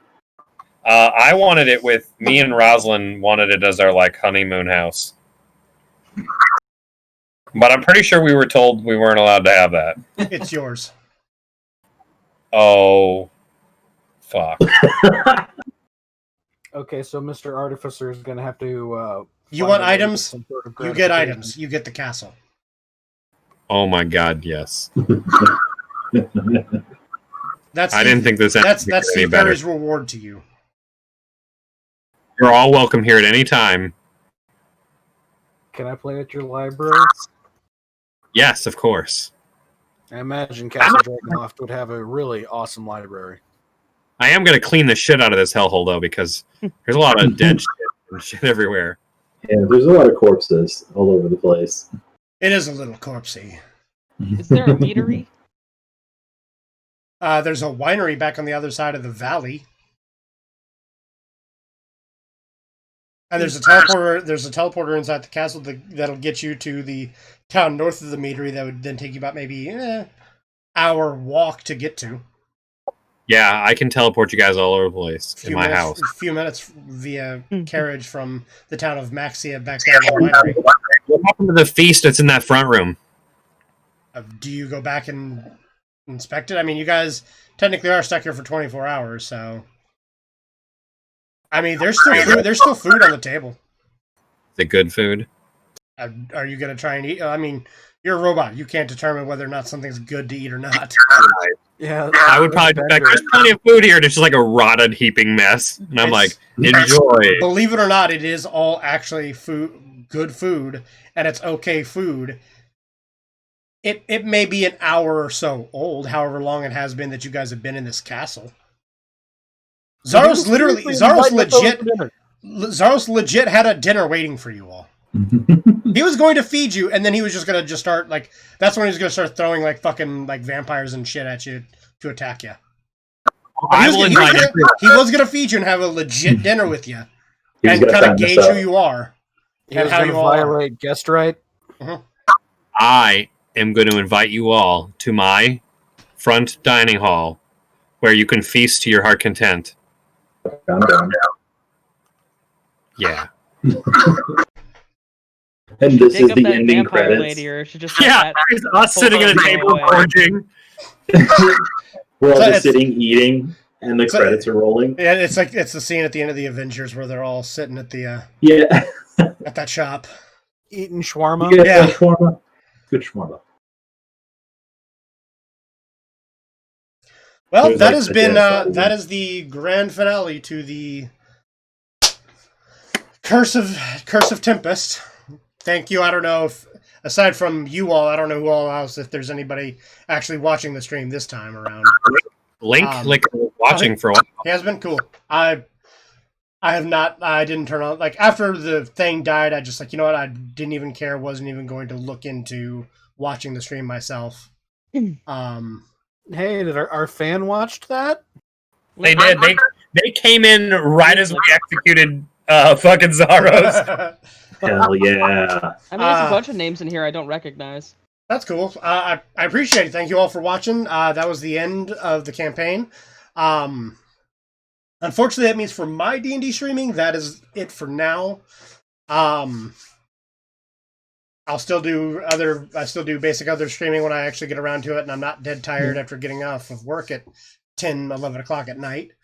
I mean, you're welcome to stream other people's games. Yeah, I mean, I'm totally fine. Like, I will probably stream my screen, what I have on my end, if nobody else does. People will just have the players. Yeah, so you'll just whoever's watching the stream, you'll just get to see everything I get to see and know everything that I know. But so yeah, next session we play will be 2 weeks from now, which will be October 3rd, and it will be a short one-off campaign done by Mark here for the Tomb of Horrors. I think we're prepping Tomb of Horrors next one, because let's use it as, like, getting everything taken care of. Because PJ can't make it because of his anniversary. PJ, do you have your guy ready? Which one? I think you were a kobold paladin. I was. The See, Tomb I of Horrors. got the one shot. Yes. Koboldin? Kobold paladin. Yes. Koboldin. If you've made him on like Palatable. Fight Club or something, could you send him to me? Sure. I'm gonna have to remake all of the characters that I made for everybody's campaigns. Oh, fun. So if you could remind me how we're doing the the stats. It should still be on the Discord. It's a standard array of stats, and like the items and stuff should be in our Discord. AJ, did you lose thirst too? Yeah. Oh shit. What happened? I got a new phone and it didn't update. Oh shit! Yeah, I had the same thing happen with my tablet. I have to remake everybody. Speaking of the other, we can talk about this next session so everyone can get going. But I need to check everyone's attribute points for the Fable one, because for some reason I'm like looking at all the stats I have and they're not all added up. Like I gave you guys a set number, and they're like, I can't find what that number is because everything I pull up has a different number. Was it 80? 80. I thought it was 80, but Holly has like 86 and like a bunch of shit. So I just want to make sure everyone's at 80 and then their racial stuff. So I just want to I just want to take a second to do that, and then okay, mine's at 82. So that makes sense. You actually should be at 83 because your race gives you 3 additional points. Oh, gotcha. So everyone should be around 83 except for any humans, which would be around 86. So I just want to make sure everyone's right. Which for me was the first time it was not me. Right. Dutch should be at 86. Yeah. So I just want to make sure everyone's right on there because I have to beef the other group I had was playing with like the base attributes. And now they're merging in. I didn't want them to be level fucking 1 and have low attributes running around with you guys who are level fucking 7 and like they're power levelless. Right. Yeah. So I'm like rushing them. As a fun thing, and actually kind of something I want as a teaser for this, would it be all right if I did my introductory, just the very base introductory for the Tomb of Horrors? Right now, sure.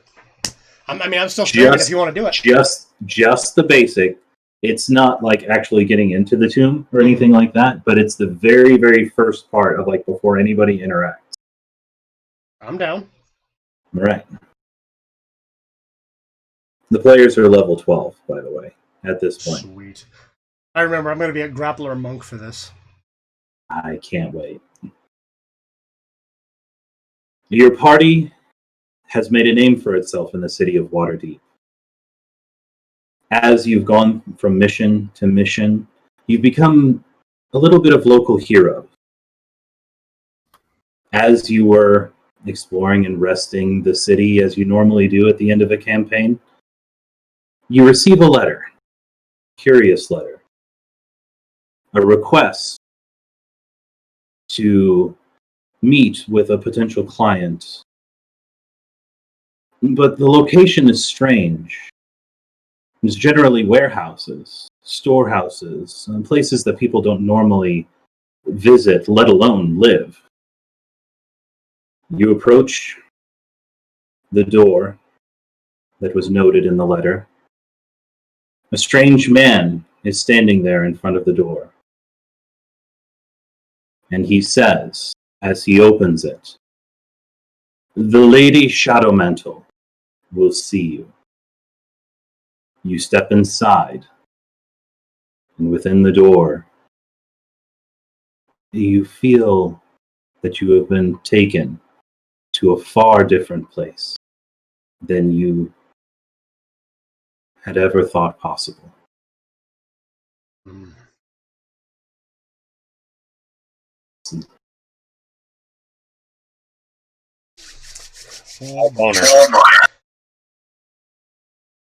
Andrew, I think you'd get a kick out of this. The grappler monk I'm doing, I'm a 6'10", 300-pound man with long black hair.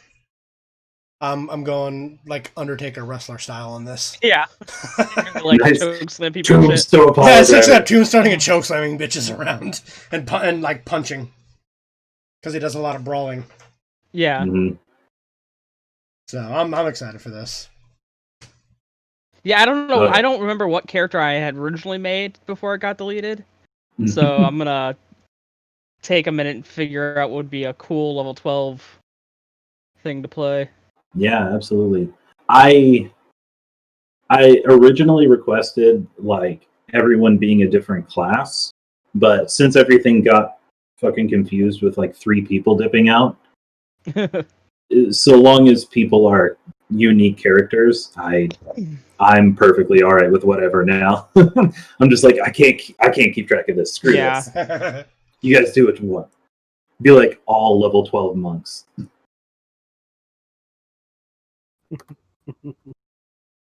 Or experiment with the actual strategy of the party of clerics, calling them the Amen.